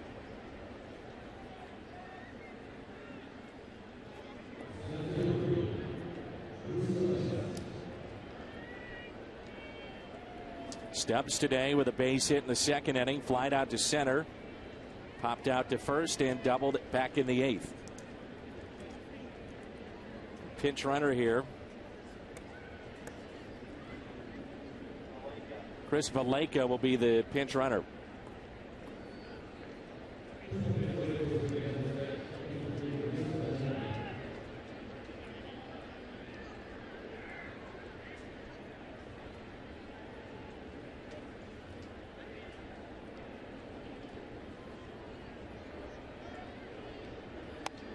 Strike one.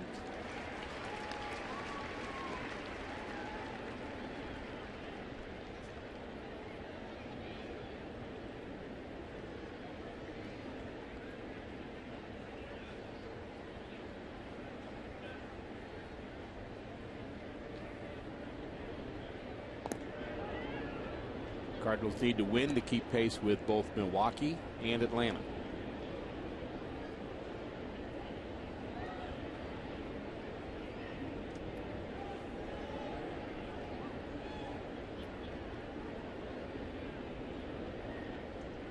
On pitch by Salas, instead another check. A 2-2 game here in the top of the 10th. Cincinnati got their 2 runs in the first on a 2-run homer by Renteria. John Jay, a solo home run in the first, and an RBI in the 4th by Descalso with a triple. 2-2.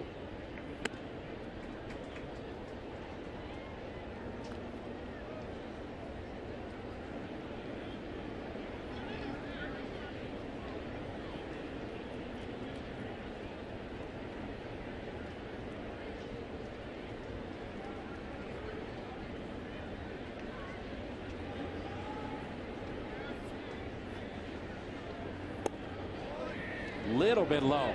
2-1. Pretty good pitch there. I think that pitch fooled Drew Stubbs and C.B. Bucknor.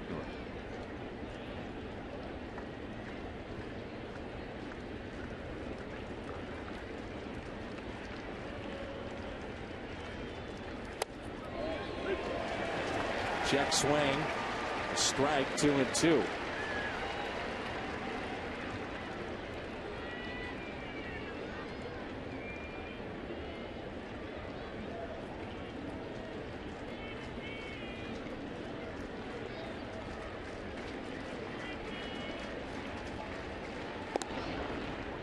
To answer your question, Dan, watching Salas pitch right now with the slider that we've seen and the changeup that we've seen, if it does go to 11, I would say send him back out again.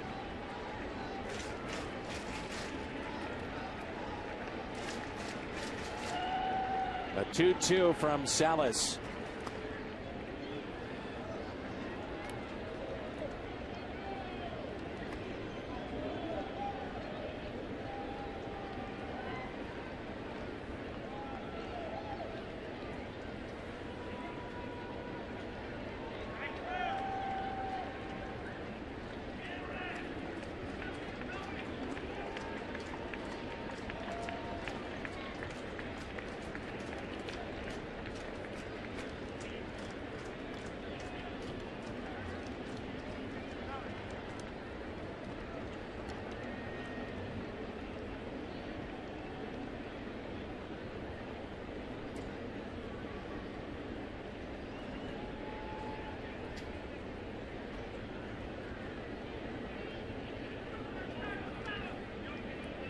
understand there are times where it's necessary to have a conversation on a 3-2 pitch, but I hated that with a passion.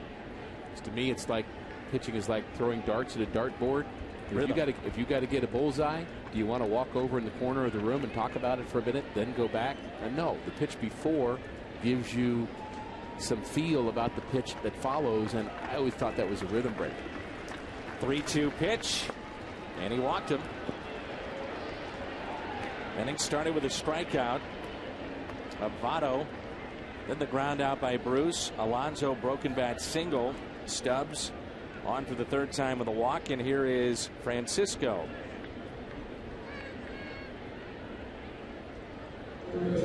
Not the guy you want up right now. 3 for 4, doubled in the 4th, singled in the 6th, and in the 8th.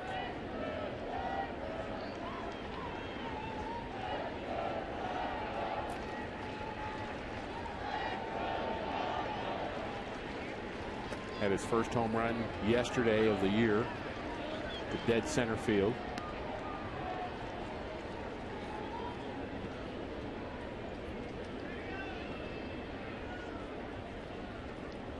And 364 with runners in scoring position to boot.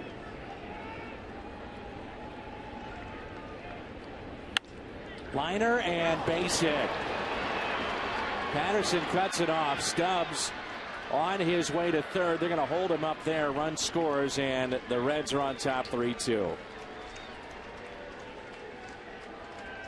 Fourth hit of the afternoon for Francisco.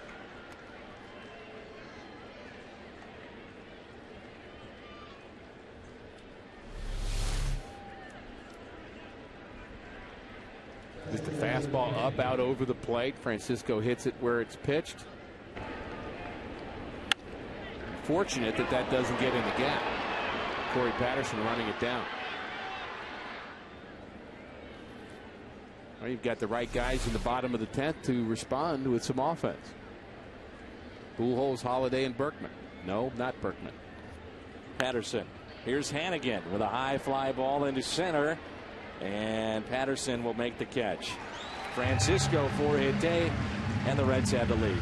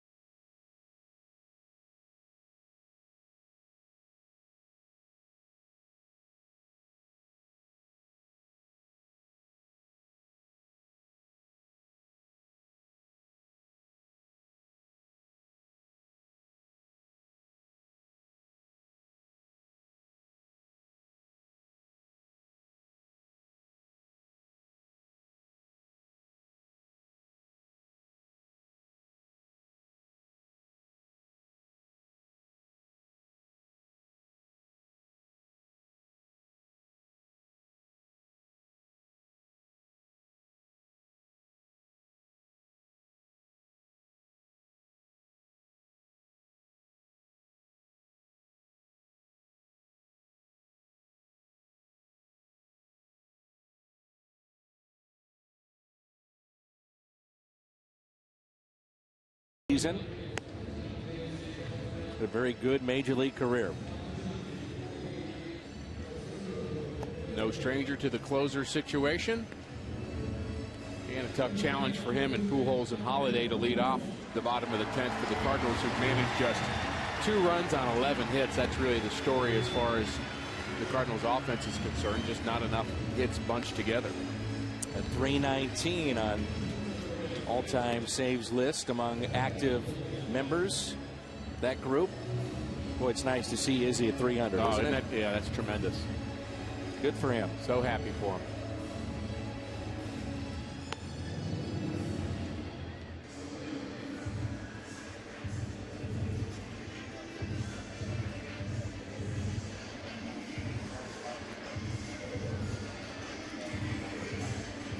Sappelt is the left fielder. Pujols 3 for 13 against Cordero.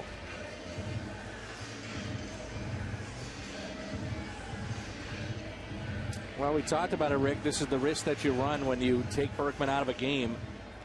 If you go to extra innings, and they pinch ran for him back in the 8th. Well, we said you might need him in the 11th, but it's actually the 10th where you need him. So Pujols looks at his striker underway here in the bottom of the 10th. And he doubled back in the 3rd.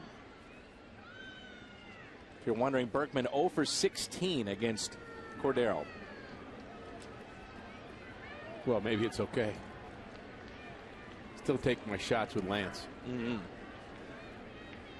Outfield is deep for Pujols.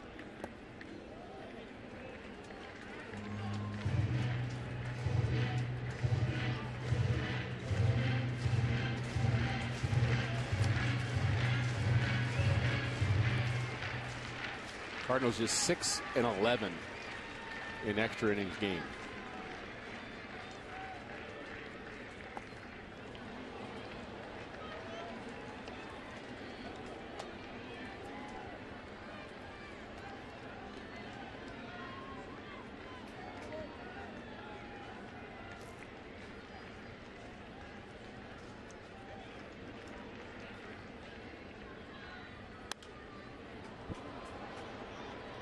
One and two the count. You know, as in every year, Dan, you have your share of great moments. You look back and you say, boy, that was just a great time to be a Cardinal fan. And we've had our moments this year. We just haven't had enough of them. Comebacks in a game like this where things get turned around and just go your way. There just hasn't been the volume of those kind of experiences. You think about moments ago, you get the winning run at 3rd, and Freese couldn't come through. It was a diving play by Alonso, and then Salas gets the first 2. Boom, boom. Big bats, too. Votto and Bruce. And then the next 3 would reach.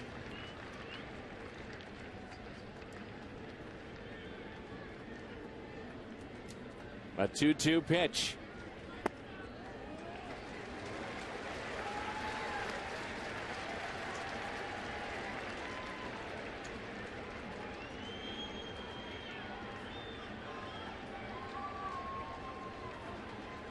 I'd say you're playing him deep.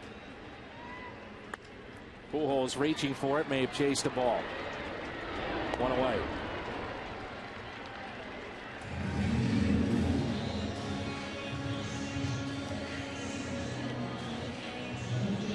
Albert trying to protect the zone, but I think you're right, Dan. That might have been ball 4.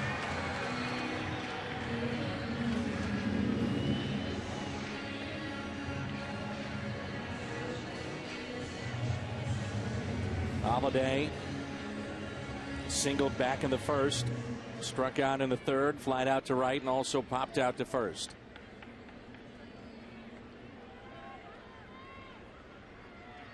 One out, nobody on. Grounded to short, backhanded by Renteria. 2 outs.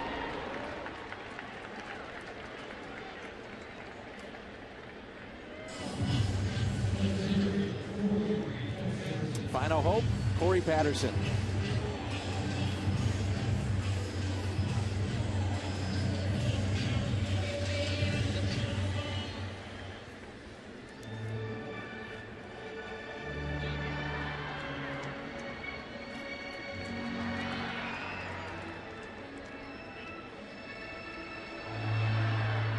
You mentioned that Berkman is 0 for 16 in his career against Cordero. Patterson 0 for 1. We hadn't seen him very often. He had his first pinch hit, successful pinch hit as a Cardinal, his last appearance after going 0 for 12.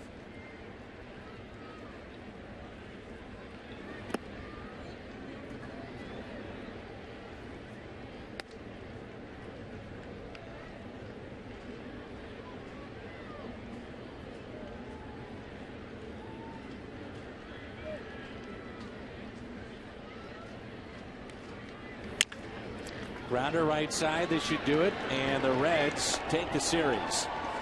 Save for Cordero, the final 3-2.